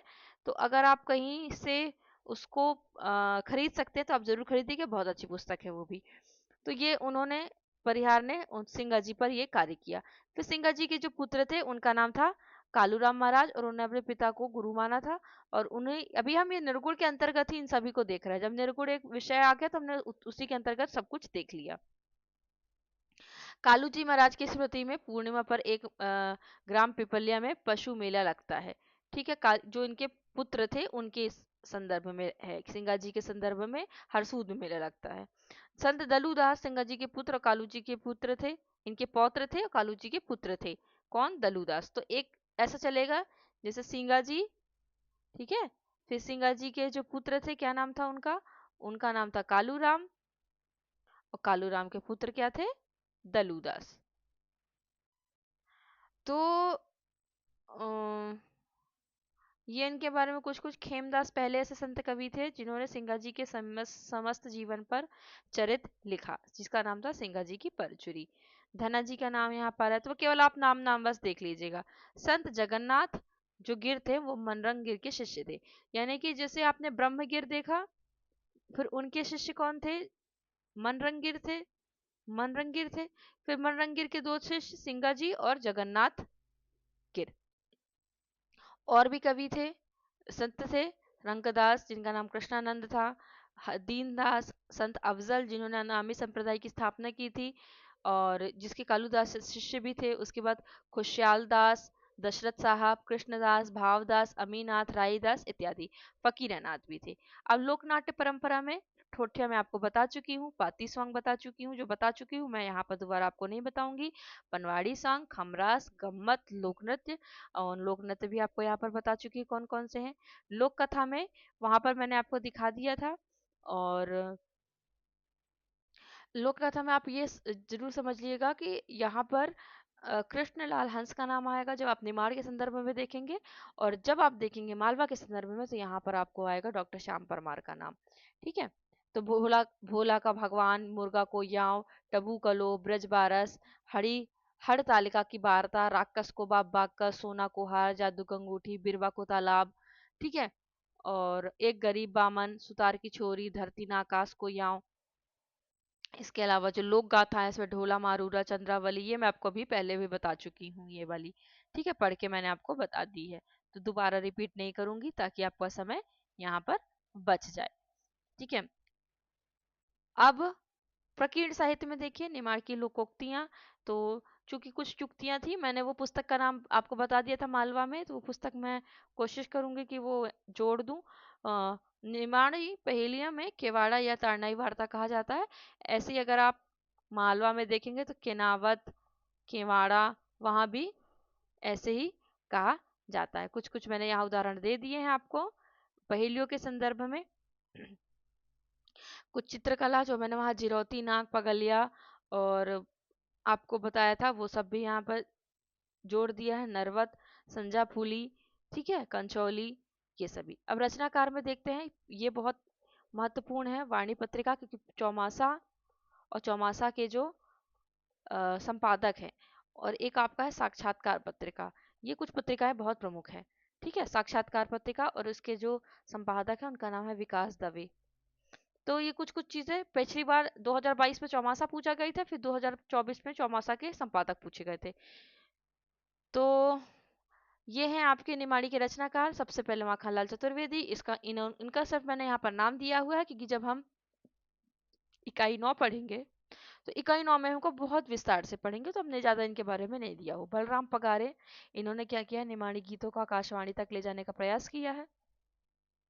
जितने भी साहित्यकारों का नाम मैं यहाँ पर दूंगी उनके बारे में जो विशेष विशेष चीज़ है वो आपको दूंगी। बाकी मैं बोल रही हूँ आपको कि जो 150 प्रश्न की डॉक्टर श्री राम परिहार की जो पुस्तक है आप एक बार उसको खरीद लें, पढ़ लें, तो उससे बहुत अच्छे से और भी प्रत्येक जो रचनाकार है उनके बारे में विशेष विशेष दिया हुआ है। माणिक्य चंद जैन, इन्होंने क्या किया है, सुखानंद मनोरमा जो नाटक है उसमें निमाड़ी संवाद लिखे हुए हैं। तुलसीराम गाव शिंदे, इन्होंने पहली कहानी लिखी है निमाड़ में जो वाणी पत्रिका में प्रकाशित हुई थी। और ऊन के जो ऊन स्थान है उसकी जो नारायण बायने हैं, उन्होंने निमाड़ी साहित्य में बहुत सारे प्रयोग किए हैं और वो लेखक हैं। और उनकी जो हास्य और व्यंग्यपूर्ण रचनाएं हैं वो यहाँ पर आपको दी हुई हैं। स्वतंत्रता के लिए जो लड़ने वाले बहाटंट्या मामा थे, उनके विषय में भी उन्होंने रचनाएं की हैं। वर्ला को तालाब उनकी प्रसिद्ध रचना है। और खंडवा के शिव नारायण उपाध्याय निमाड़ी लोक कथाओं का संकलन किया उन्होंने चंदन पलाश नाम से। ठीक है, ये गद्य पुस्तक है। इस तरह हेमेंद्र शर्मा है धरती, ये मैंने बहुत विशेष विशेष जो रचनाकार थे उन्होंने जो क्या विशेष विशेष कार्य किया है वो हमने यहाँ पर लिखा है। सरिता को ब्याह निमाड़ी पद्य की पहली प्रकाशित रचना है। ठीक है, इसलिए ये महत्वपूर्ण है। और श्री राम विनय निमाड़ी में लिखी गई संपूर्ण राम कथा है। ये हमने मालवा के संदर्भ में भी मालवी रामायण देखी थी। ठीक है, और निमाड़ी में और हम देखते हैं ललित कवि के रूप में कौन प्रतिष्ठित है, महेश्वर के राजा भाव व्यास, और उस इनका उपनाम प्रलयंकर है। और गौरी शंकर शर्मा गौरीश, ये नर्मदा गायक के रूप में प्रसिद्ध हैं। लक्ष्मण सिंह दसौंधी नैसर्गिक कवि हैं। चुनरी चुनरी मेदी उनकी प्रसिद्ध रचनाएं हैं।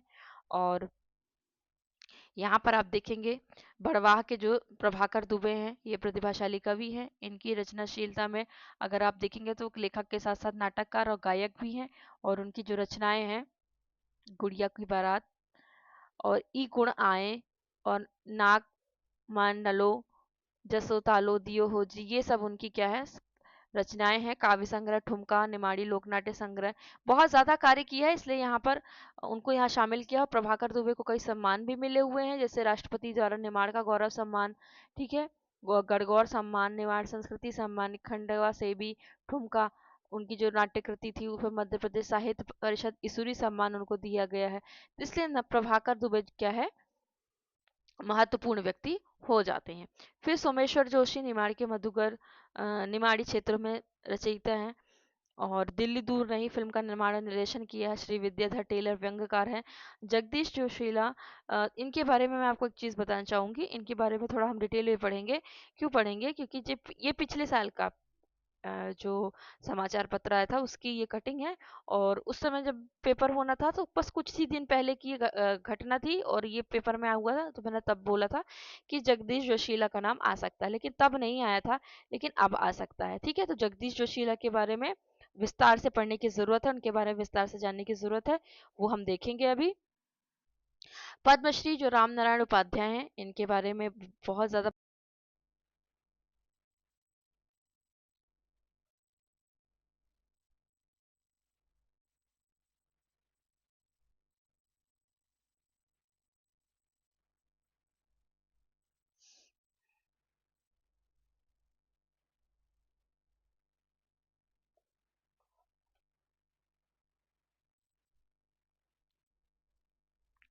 संजय गीत क्या है, किशोरियों के स्वप्न और स्मृतियों का गीत है। ठीक है, मसाणिया गीत शरीर की नश्वरता और आत्मा की अमरता का गीत है। जो आदिम समूह है, जनजाति समूह है, वहाँ उसमें कोरकू मोरिया गोंड जनजाति दशगात्र के अवसर पर ये गीत गाते हैं। गरबा गरबी निमाड़ के लोकगीत हैं। यहाँ गरबा महिलाएं गाती हैं और नृत्य करती हैं, और गरबी स्त्री पुरुष दोनों अलग अलग शैली में। या फिर यहाँ पर आप क्या कर सकते हैं, अगर स्त्री ना आए ऑप्शन में तो आप यहाँ पुरुष भी कर सकते हैं। ठीक है, आगे देखते हैं हम इसका। तो गरबा स्त्री परक गीत है, और जबकि जो गरबी है वो पुरुष परक गीत है। गणगौर पहले हम मालवा में के संदर्भ बात कर चुके हैं। मामेरा गीत ये भी हम देख चुके हैं। गोपी गवलन गायन, तो गवलन कृष्ण और राधा के विविध प्रेम प्रसंगों के रूप में गाया जाता है। गम्मत में क्या होता है, स्वांग होता है जिसमें गीत और नृत्य किए जाते हैं। निवाली भी है, घट्टी के गीत है, बुवाई कटाई के गीत है, निमाड़ में प्रमुख रूप से किए जाते हैं। जलवाय पूजन जो मैंने आपको वहां बताया, कुआं पूजन होता है, अगर आप समझते होंगे, जब बच्चा बच्चा जन्म लेता है घर में तो कुआं पूजन किया जाता है, ये उस समय का गीत है। हालरा जिसे लोरी गीत भी कहा जाता है। घुघरा गीत ये बुआ के संदर्भ में है, बुआ बच्चे के लिए एक झुंझुना लेकर आती है जिसे घुघरा गीत कहते हैं। जमाल को मुंडन गीत भी कहते हैं। नाथपंथी गायन में देखिए ये रेकड़ी पर गाया जाता है। रेकड़ी आपसे पिछली बार 2022 के पेपर में पूछा गया था। ठीक है, चूंकि वो पूछा बुंदेलखंड के संदर्भ में गया था, लेकिन पूछा गया था। मथवाड़ गायन क्या होता है, देवलोक का आवाहन गाथा है इसमें। देव कुल के 60 राणा का नाम लेकर गाथा गाई जाती है। तो मथवाड़ गाथा भी हो सकता है, तो आपको लोक गाथा के संदर्भ में पूछा जा सकता है। पगलिया क्या है, शिशु के जन्म का शुभ संदेश मायके से ससुराल या ससुराल से मायका दिया जाता है। ये इसमें छाप बनाई जाती है और मायका या ससुराल में भेजा जाता है। कल की तुर्रा क्या है, कल की तुर्रा एक लोक गायक गायन है। और कलगी और तुर्रा दो अलग अलग शाखा होती हैं, दो दल होते हैं, मंच आमने सामने होते हैं, जिससे सवाल और जवाब होता है। आशु कविता यानी तुरंत की कविताएं होती हैं। तुकबंदी होती है और तुकबंदी का जवाब होता है, लेकिन बिल्कुल सटीक जवाब होता है। गोगावा के जो तुर्रा गायक है सुमेर सिंह, ये प्रमुख है। और इसकी कलगी तुर्रा की उत्पत्ति अपने पितामह अ, उनके अनुसार मानते हैं। उनका कहना है कि चंदेरी के जो राजा शिशुपाल की सभा में, ये फिर पूरी जो एक कहना चाहिए इतिहास है वो यहाँ पर दिया हुआ है। शाह अली फकीर का नाम यहाँ पर दिया हुआ है। तो इस हिसाब से वो उनके अपने जो पूर्वज है उनको मानते हैं। कलगी को कई कई लोग कलंगी भी कहते हैं, कलंगी तुर्रा भी आपको दिखेगा। डॉक्टर शाह परमा कहते हैं तुनक गिर को मध्य प्रदेश तो मानते हैं, लेकिन कलगी तुर्रा की उत्पत्ति कई कई लोग महाराष्ट्र से भी मानते हैं। महेश्वर, कसरावत, गोंगावा, सनावत, चोली, ये सब क्या है, गांव में इनके गायक रहते हैं। मूल जो इसका वाद्य यंत्र है वो क्या है, डफ या चंग है। रामलाल सोलंकी कलगी गायक में एक प्रतिष्ठावान गायक है। और जो सुमेर सिंह है वो तुर्रा के उस्ताद कहे जाते हैं। निर्गुड़िया गायन और नारदीय भजन में देखिए दुर्लभ के गीत, बंजारी गीत, चूंदड़ गीत और बैरागी गीत, इसे मंगल गीत भी कहते हैं। चूंदड़ गीत को ये आत्मा परमात्मा वाला जो गीत है ये उस हिसाब से कहते हैं। ये नारदीय गीत या निर्गुण गीत के अंतर्गत आता है। बैरागी गीत आप समझ जाएंगे। फिर इसके अंतर्गत भी देखेंगे, चूंकि अब हम निर्गुण की बात कर रहे हैं, तो ब्रह्मगिर निमाड़ के संत साहित्य के अग्रणी कवि हैं, कबीर से प्रभावित थे और निर्गुण धारा के प्रवर्तक के रूप में निमाड़ में ये प्रसिद्ध हैं। इनके जो पुत्र थे उनका नाम था मनरंगीर, और ये भी निर्गुण भक्ति शाखा के प्रमुख कवि थे। और जो संत सिंगा जी हैं वो इन्हीं मनरंगीर के क्या थे, शिष्य थे। अब देखें, जो सिंगा जी है इनका जन्म खजूरी बड़वानी में हुआ था। और ये समय दिया हुआ है आपको, ये जाति के गवली थे, यानी जो गौपालक होते हैं। इनके माता का नाम गौराबाई था, पिता का नाम भीमा जी था। इनकी पत्नी का नाम जसोदा था, वो भी राम भक्त थी। खेती खेड़ो हरि नाम का इनका सर्वाधिक लोकप्रिय पद है। अगर इतना पद आ जाता है और आपसे पूछा जाता है कि ये किसका है, तो ये है सिंगा जी का। शरद पूर्णिमा पर इनके नाम पर हरसूद में क्या होता है, एक मेला लगता है, पशु मेला लगता है। अब आगे रख देखते हैं इनके बारे में। जो इन्होंने मृदंग जो होता लोकवाद्य उसको प्रतिष्ठा दी थी। इनकी जो रचनाएं हैं, सिंगा जी के दृढ़ उपदेश, अठवार सिंगा जी का और 15 दिन, बाबा सिंगा जी की बाड़ावली, आत्मज्ञान, सिंगा जी नाराज, मौखिक भजन, ये है। और फिर इसके बाद सिंगा जी के अनेक शिष्य ने उनकी प्रशंसा पे उनके चरित्र और गुणों की रचनाएं की हैं, जिसमें संत खेमदास ने क्या किया है, सिंगा जी की परचरी। ठीक है, तो ये इंपॉर्टेंट है, इसको आप याद रखिएगा। दलूदास और उनके अन्य शिष्यों ने अनेक लोक पद लिखे हैं। फिर जब हम आधुनिक में आ जाते हैं, तो मुकुट विनायक रत्न पारखी ने श्री संत सिंगा जी, और उसमें जो सबसे ज्यादा महत्वपूर्ण है उसमें है, आपको अभी हम दिखाएंगे, संत सिंगा जी। फिर इन लोगों ने यहाँ पर काम किया है। जो हाँ, कहे जन सिंगा, ये वाली जो पुस्तक है, ये बहुत ये इसको लिखा भी श्री राम परिहार ने है, जिन्होंने निमाड़ में बहुत कार्य किया, जिनकी पुस्तक मैंने आपको दिखाई है। और वो पुस्तक जो है, जिसको वो पुस्तक है 150 पृष्ठ की, तो और 100 रुपए की है। तो अगर आप कहीं से उसको खरीद सकते हैं तो आप जरूर खरीदिएगा, बहुत अच्छी पुस्तक है वो भी। तो ये उन्होंने परिहार ने सिंगा जी पर ये कार्य किया। फिर सिंगा जी के जो पुत्र थे उनका नाम था कालूराम महाराज, और उन्होंने अपने पिता को गुरु माना था। और उन्हें अभी हम ये निर्गुण के अंतर्गत ही इन सभी को देख रहे हैं। जब निर्गुण एक विषय आ गया तो हमने उसी के अंतर्गत सब कुछ देख लिया। कालू जी महाराज की स्मृति में पूर्णिमा पर एक ग्राम पिपलिया में पशु मेला लगता है। ठीक है, जो इनके पुत्र थे उनके संदर्भ में है, सिंगा जी के संदर्भ में हरसूद में मेला लगता है। संत दलूदास सिंगा जी के पुत्र और कालू जी के पुत्र थे, इनके पौत्र थे और कालू जी के पुत्र थे। कौन, दलूदास। तो एक ऐसा चलेगा जैसे सिंगा जी, ठीक है, फिर सिंगा जी के जो पुत्र थे क्या नाम था उनका, उनका नाम था कालू राम, और कालू राम के पुत्र क्या थे, दलूदास। तो ये इनके बारे में कुछ कुछ। खेमदास पहले ऐसे संत कवि थे जिन्होंने सिंगा जी के समस्त जीवन पर चरित लिखा, जिसका नाम था सिंगा जी की परचुरी। धना जी का नाम यहाँ पर है, तो केवल आप नाम नाम बस देख लीजिएगा। संत जगन्नाथ जो गिर थे वो मनरंग गिर के शिष्य थे। यानी कि जैसे आपने ब्रह्मगिर देखा, फिर उनके शिष्य कौन थे, मनरंग गिर थे। मनरंगीर थे। फिर मनरंगीर के दो शिष्य सिंगाजी और जगन्नाथ गिर। और भी कवि थे, संत थे, रंगदास जिनका नाम कृष्णानंद था, दीनदास, संत अफजल जिन्होंने अनामी संप्रदाय की स्थापना की थी और जिसके कालूदास शिष्य भी थे। उसके बाद खुशहाल दास, दशरथ साहब, कृष्णदास, भावदास, अमीनाथ, राईदास इत्यादि फकीरनाथ भी थे। अब लोक नाट्य परंपरा में ठोठिया मैं आपको बता चुकी हूँ, पाती सॉन्ग बता चुकी हूँ, जो बता चुकी हूँ मैं यहाँ पर दोबारा आपको नहीं बताऊंगी। पनवाड़ी सॉन्ग, खमरास, गम्मत, लोक नृत्य, और लोक नृत्य भी आपको यहाँ पर बता चुकी है कौन कौन से हैं। लोक कथा में वहां पर मैंने आपको दिखा दिया था। और लोक कथा में आप ये जरूर समझ लीजिएगा कि यहाँ पर कृष्णलाल हंस का नाम आएगा जब आप निमाड़ के संदर्भ में देखेंगे, और जब आप देखेंगे मालवा के संदर्भ में तो यहाँ पर आपको आएगा डॉक्टर श्याम परमार का नाम। ठीक है। तो भोला भोला का भगवान, मुर्गा को याव, टबू कलो, ब्रज बारस, हड़ी हड़तालिका की वार्ता, राक्षस को बाप बाग का, सोना को हार, जादू का अंगूठी, बिरवा को तालाब। ठीक है। और एक गरीब बामन, सुतार की छोरी, धरती ना आकाश को याव। इसके अलावा जो लोक गाथा है इसमें ढोला मारूरा, चंद्रावली, ये मैं आपको अभी पहले भी बता चुकी हूँ ये वाली। ठीक है, पढ़ के मैंने आपको बता दी है, तो दोबारा रिपीट नहीं करूंगी ताकि आपका समय यहाँ पर बच जाए। ठीक है। अब प्रकीर्ण साहित्य में देखिए निमाड़ की लोकोक्तियां। तो चूंकि कुछ चुक्तियां थी, मैंने वो पुस्तक का नाम आपको बता दिया था मालवा में, तो वो पुस्तक मैं कोशिश करूंगी कि वो जोड़ दूं।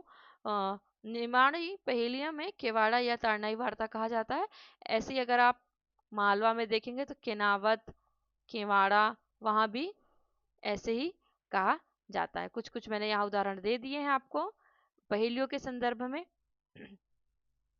कुछ चित्रकला जो मैंने वहाँ जिरौती, नाग, पगलिया और आपको बताया था वो सब भी यहाँ पर जोड़ दिया है। नरवत, संजा फूली, ठीक है, कंचौली, ये सभी। अब रचनाकार में देखते हैं, ये बहुत महत्वपूर्ण है वाणी पत्रिका, क्योंकि चौमासा और चौमासा के जो संपादक हैं, और एक आपका है साक्षात्कार पत्रिका।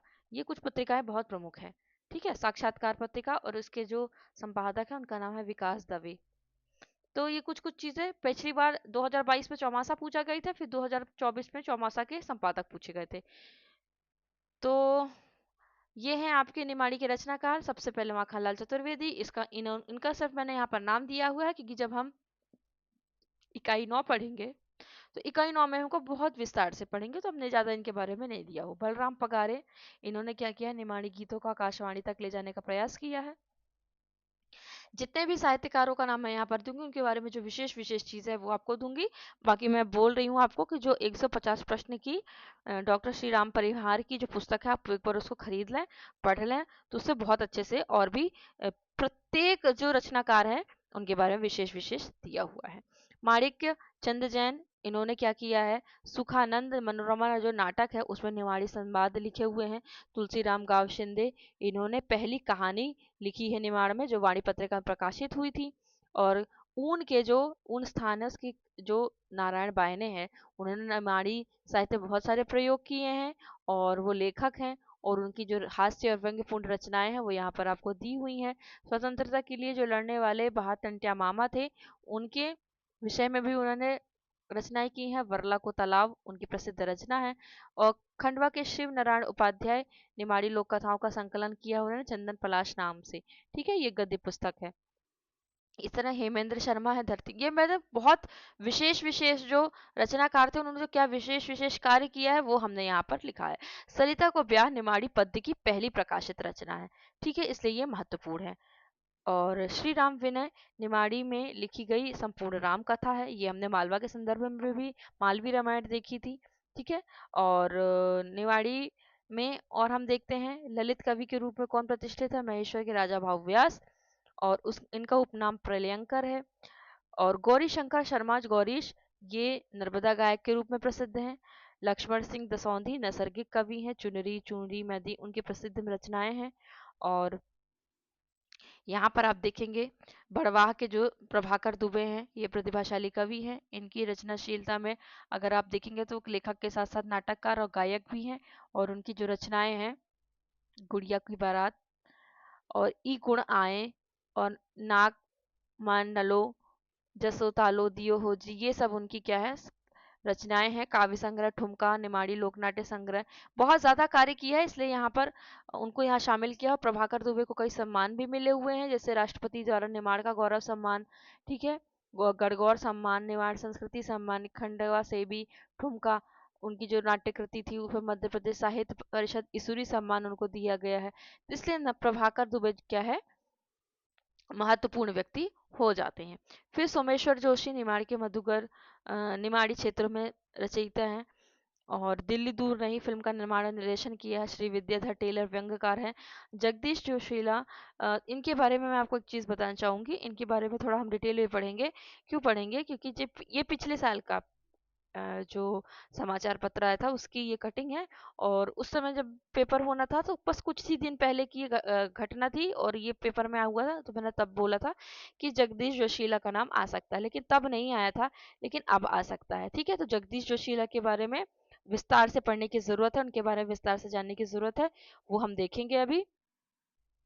पद्मश्री जो राम नारायण उपाध्याय हैं, इनके बारे में बहुत ज्यादा।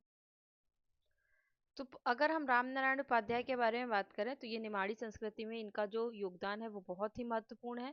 और इनके बारे में हम देखें कि इन्होंने बहुत सारे निमाड़ के संदर्भ में देखें तो बहुत सारी रचनाएं की हैं, और इन्होंने अपनी जो पत्नी है शकुंतला उपाध्याय, उनकी स्मृति में निमाड़ संस्कृति न्यास का इन्होंने गठन भी किया हुआ है। अब देखते हैं कम से कम इनकी जो 10,000 पुस्तकें हैं वो हैं लोक साहित्य के संदर्भ में। और न्यास में निमाड़ में किसी भी साहित्यकार के जो इतनी सारी कृति हैं वो उसमें राम नारायण उपाध्याय प्रमुख हैं, जिन्होंने इतनी सारी रचनाएं की। अब हम यहाँ पर देखते हैं वो स्वयं में अपने आप में एक संस्था थे। अब आगे हम देखते हैं जगदीश जोशीला के बारे में, जो मैं आपको बता रही थी कि पूर्व में उनके बारे में उनको सम्मान दिया गया था, तो हो सकता है उनके बारे में पूछा जाए। तो यहाँ पर आप देखेंगे कि जगदीश जोशीला के बारे में यहाँ पर ये एक पुस्तक है, और पुस्तक का नाम है लोक निमाड़ी लोक भाषा उद्भव विकास स्वरूप और साहित्य। और उसी के संदर्भ में यहाँ आपको बता रही हूँ कि जो पद्मश्री जगदीश जोशीला हैं उनका जन्म 3 जून 49 को हुआ। ये महत्वपूर्ण नहीं है, महत्वपूर्ण ये है इसमें कि इनकी जो रचनाएं हैं वो महत्वपूर्ण है। क्या क्या महत्वपूर्ण है? इनकी जो पहली कृति निमाड़ी की प्रथम उपन्यास जैसे भलई की जड़, पाताल माँ 95 में, दूसरा उपन्यास सरग नरक यहाँ 6, निमाड़ी लघु कथाओं में 3 है, 4 खंड काव्य गांव की पहचान, अभिमन्यु की हत्या, किरसाण की जिंदगी, धंधोरिया। और इनके अलावा कविता है निमाड़ी छंद, दोहा संग्रह, गीत संग्रह, लघु कथा, हाइकू, रुबाइयाँ और लोक कथाएं। ये इनके बारे में प्रमुख है।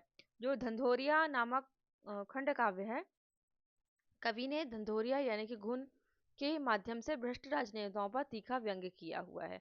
और इनको जो श्रद्धेय माखनलाल चतुर्वेदी जी हैं, इन्होंने जोशीला उपनाम दिया था। तो ये कुछ इनके बारे में महत्वपूर्ण चीज थी जो मुझे यहाँ पर आपको बतानी थी। अब हम देखते हैं, वापस हम जाते हैं अपनी पीडीएफ पे। तो यहाँ देखते हैं पत्र पत्रिकाओं में जो निमाड़ है, निमाड़ और जो निमाड़ी के जो साहित्यकारों को प्रोत्साहित करने में खरगोन के जो श्री विश्वनाथ सखाराम खोड़े हैं, उनके प्रयासों से जो निकलने वाली पत्रिका वाणी है, ठीक है, ये प्रमुख है। पाक्षिक निमाड़ एक पत्रिका है, जाति सुधार है। और इसमें हम देखेंगे दैनिक पत्रिकों में नई दुनिया में थोड़ा घड़ी, दैनिक ये सब तो साधारण है। दैनिक भास्कर, नव भारत, स्वदेश, इंदौर समाचार, ये साधारण। लेकिन जो आपका ये पाक्षिक निमाड़ है, जाति सुधार है और वाणी है, ये आपके लिए महत्वपूर्ण है। अगला हम देखते हैं खंडवा के जो श्री राम परिहार हैं, उनको निमाड़ी लोक साहित्य के दृष्टिवान अध्येता हैं। और संत सिंगा जी के 108 पदों का संकलन का हे जनसिंगा, जो मैंने पुस्तक आपको बताई थी, ये है पुस्तक का नाम। ये इन्होंने प्रकाशित करवाई है संत। अगर आप श्री राम परिहार को देखेंगे तो ये है श्री राम परिहार, मैं दिखा देती हूँ आपको यहाँ पर। ये है श्री राम परिहार। तो इस प्रकार से आप देखेंगे कि जो हमारे निमाड़ के जो प्रमुख प्रमुख हैं वो ये विद्वान हैं, साहित्यकार हैं। उनके अलावा भी अन्य हैं, अन्य हम आपको दिखाते हैं यहाँ पर। तो अन्य में आप देखेंगे कि एक बहुत बड़ी लिस्ट है जिसमें निमाड़ के जितने भी साहित्यकार हैं उनकी जो प्रमुख पुस्तकें हैं उन सभी का संकलन किया गया है। और वो उसको दिखाने से पहले मैं आपको दिखा देती हूँ जो ग्रंथ मध्य प्रदेश ग्रंथ अकादमी द्वारा जो प्रमाणित पुस्तक है, जो अ, विभिन्न विभिन्न विश्वविद्यालयों में और महाविद्यालयों में पाठ्यक्रम के रूप में लगती ये पुस्तक है।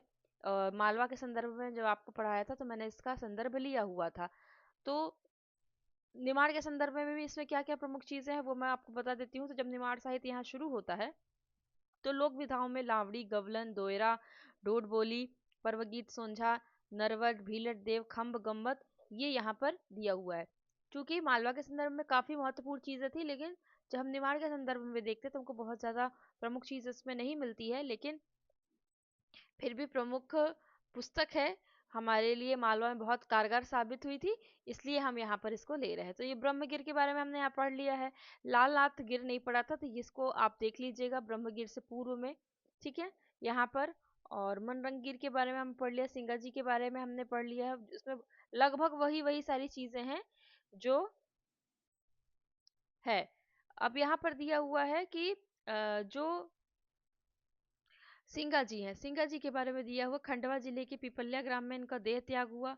उनकी स्मृति में प्रतिवर्ष अश्विन शुद्धि पूर्णिमा वर्तमान पिपल्य से 10 दिन का विशाल पशु मेला लगता है। तो अब ये जो पशु मेला लगता है, ये या तो सिंगा जी के संदर्भ में आपको आ सकता है, या तो उनके जो पुत्र हैं कालूदास, उनके संदर्भ में भी आ सकता है।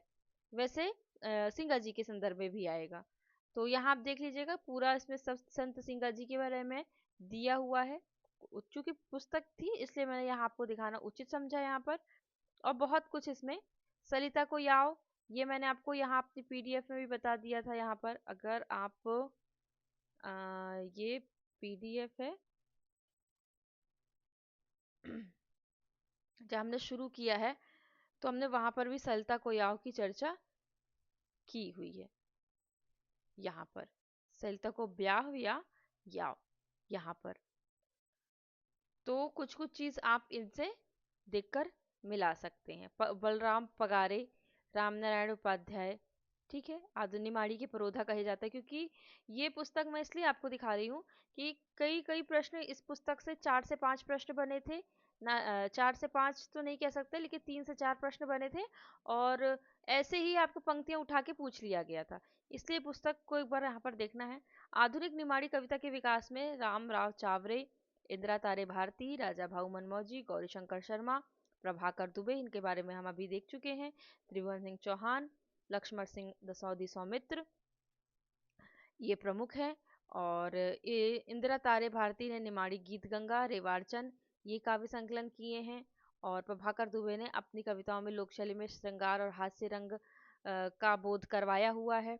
निवाड़ी उनकी कृति दी हुई है। ई कुण आय नाक, ये पूरी यहाँ पर दी हुई है, मैं पढ़ के वहां पर आपको बता चुकी हूँ। फिर श्रीमती कांता जोशी हैं, जो कोकिल कंठी गीतकार के रूप में निमाड़ में उनका नाम हुआ। राम नारायण उपाध्याय को हम देख चुके हैं यहाँ पर। फिर आगे देखते हैं, गद्यकार और शोधकर्ताओं में हम देखेंगे कि बाबूलाल सेन का नाम हमें दिखाई देता है। उन्होंने निमाड़ी गीत गंगा, मुर्गे को व्याव, ये सब यहाँ पर जो रचना है उसमें उन्होंने अपना योगदान दिया। फिर बुजुर्ग पीढ़ी के रचनाकार में जगदीश विद्यार्थी, निर्मल कुमार अरझरे, मानसा राम यादव। तो इसमें जो अरझरे जी हैं इनका नाम महत्वपूर्ण है। उसके बाद बाबूलाल अवस्थी, गजानन सिंह चौहान नम्र नम्र, गेंदालाल जोशी अनूप, और बसंत निर्गुणे बहुत इंपॉर्टेंट है। इन्हीं की पुस्तक से हम अभी देख रहे थे श्री राम परिहार। इनकी एक एक दो दो रचनाएं हम यहाँ पर देख सकते हो। और अंत में जोशीला जी का नाम यहाँ पर दिया हुआ है, तो इनके बारे में भी हमने पढ़ा हुआ है। तो गांव की पहचान, अभिमन्यु की हत्या, ये खंड काव्य है। ये पूछ सकता है इस विशेष रूप में, यहाँ पर प्रारूप पूछ सकता है किस विधा की है, ठीक है। आदि समकालीन निवाड़ी कवि में सदाशिव कौतिक, मणि मोहन चवरे, ये भी महत्वपूर्ण है। अभी एक और पुस्तक हम जिसमें देख रहे थे जोशीला जी का वर्णन, वो इन्हीं की पुस्तक थी, मणि मोहन चवरे की ही, ठीक है। और इसी तरह से आपको जो इनमें से लगे कि आपको याद हो सकता है, नहीं तो कम से कम आपको 10 से 20 तो याद ही करने हैं, ठीक है। तो जो महत्वपूर्ण महत्व पुराने हैं आप उनको देख लीजिएगा, और जोशीला जी को विशेष रूप से देख लीजिएगा। तो इस तरह से हम देखते हैं कि जो निमाड़ के संदर्भ में निमाड़ के संदर्भ में हमने महत्वपूर्ण चीज़ देखी। एक ये पीडीएफ है जिसमें निमाड़ अंचल के लोकगीत लिखे हुए हैं। फिर निमाड़ अंचल के लोकगीत में देखिए सिंगाजी दलू जी के गीत दिए हुए हैं। और यहाँ पर अगर आप देखें तो कुछ कलगी तुर्रा, फाग, गरबा गरबा यहाँ निमाड़ के ये गीत दिए हुए हैं। कब कब होता, लोक नृत्य भी यहाँ पर दिया हुआ है, जैसे कि भीलों द्वारा भगोरिया होता है, मालवा का दिया हुआ है यहाँ पर। और चटकोरा, कोरकू, जो कि कोरकू जाति भी हमारी कहाँ रहती है, निमाड़ साइड में रहती है, इसलिए उनके लिए निमाड़ अंचल के जो नृत्य हैं गणगौर, फेफरिया, मांडलिया, आड़ा खड़ा, जो मैंने फेफरिया इसी पुस्तक से आपको बताया था, मांडलिया, फेफरिया, डंका काठी, ये है। लोकनाट्य में देखिए काठी, काठी के बाद यहाँ पर जो आपका गम्मत है वो प्रमुख है, और रासलीला ये यहाँ पर महत्वपूर्ण है।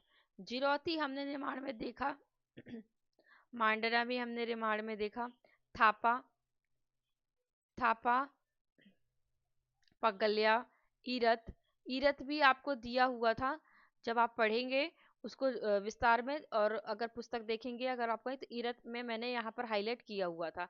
कंचाली भरना, खोपड़ी पूजन, ये सब हैं यहाँ पर प्रमुख रूप से। और एक और दिखा देती हूँ पीडीएफ, उस पीडीएफ में भी क्या क्या महत्वपूर्ण है निमाड़ के संदर्भ में वो आप देख लीजिए। निमाड़ अंचल के लोकगीत तो ये तो मैंने बता दिए। कलगी तुर्रा क्या है, लोक गायन शैली है, ये हमने विशेष रूप से बता दिया है। चंग की थाप पर कलगी तुर्रा गाया जाता है, ये महत्वपूर्ण चीज है। और यहाँ पर है कलगी दल शक्ति और तुर्रा दल शिव को बड़ा बताने की कोशिश करता है, तो ये भी थोड़ा आपके लिए इंपॉर्टेंट हो जाता है। सिंगा जी के भजन ये तो पता ही है आपको, निर्गुणिया गायन शैली ये मैंने आपको बता दिया है। मसाणिया या काया खोज गाना गीत जो है ये भी है। फाग गायन, गरबा गरबी या गवलन गायन चली, ये बता दिया कि जो गरबा गीत होता है वो स्त्री परक होता है, और गरबी जो है वो पुरुष परक है। गवलन में देखिए कृष्ण लीला वाला गीत है। नाथपंथी गायन में निमाड़ में नाथ जोगियों में सर्वथा अलग प्रकार के लोक गायन की पद्धति है। और फिर यहाँ आगे हम देखते हैं कुछ और चीजें महत्वपूर्ण। ये तो हमने गीत के संदर्भ में देख लिया, इसमें सभी का थोड़ा थोड़ा दिया हुआ है पूरे चारों क्षेत्र का, तो इसलिए मैंने इसको रख दिया है। निमाड़ के लोक नृत्य में गणगौर नृत्य यहाँ पर आपने देखा, ठीक है, और काठी नृत्य देख लिया आपने यहाँ पर, फेफरिया, मांडलिया, आड़ा खड़ा, डंडा नाच। इस तरह से जो महत्वपूर्ण चीज निमाड़ के संदर्भ में थी, छोटे से छोटे रूप में, बड़े से बड़े रूप में, जितना कुछ हो सकता था हमने आपके सामने प्रस्तुत किया। आपको कैसा लगा आप जरूर बताइएगा। मालवा और जो बुंदेलखंड है ये थोड़ा सा बड़ा है, बाकी आपका फिर जो अब आगे आएगा जो आपका बघेलखंड आएगा, बुंदेलखंड, वो उतना ज्यादा विस्तार में नहीं रहेगा। निमाड़ी में देखिए गम्मत लोकनाट्य यहाँ पर दिया हुआ है, और 3 अवसरों पर, नवरात्रि, होली और गणगौर अवसर पर किया जाता है, ठीक है। चलिए इस तरीके से हम देखते हैं निमाड़ हमारा यहाँ पर खत्म हो चुका है। निमाड़ की चित्रकला है जो मैं आपको यहाँ पर बता चुकी हूँ, चित्रकला पगलिया, संजा फूली, नरवत, ये सब हम आपको बता चुके हैं। तो यहाँ पर अब कोई विशेष ऐसी चीज नहीं है जो निमाड़ के संदर्भ में आपको यहाँ बताना जरूरी हो, ठीक है। चलिए तो मिलते हैं अगले वीडियो में। अगला वीडियो रहेगा हमारा या तो बघेलखंड का, या तो रहेगा आपका जो बुंदेलखंड, इन दोनों में से कोई, जिसका हमारे हमारे पास जल्दी से पाठ्य सामग्री उपलब्ध होगी, हम जल्दी से पहले उसी का वीडियो शुरू करें। तो आपको वीडियो कैसा लगा, कंटेंट कैसा लगा, आप जरूर बताइएगा। मिलते हैं अगले वीडियो में, तब तक के लिए अपना ध्यान रखिए और खुश रहिए।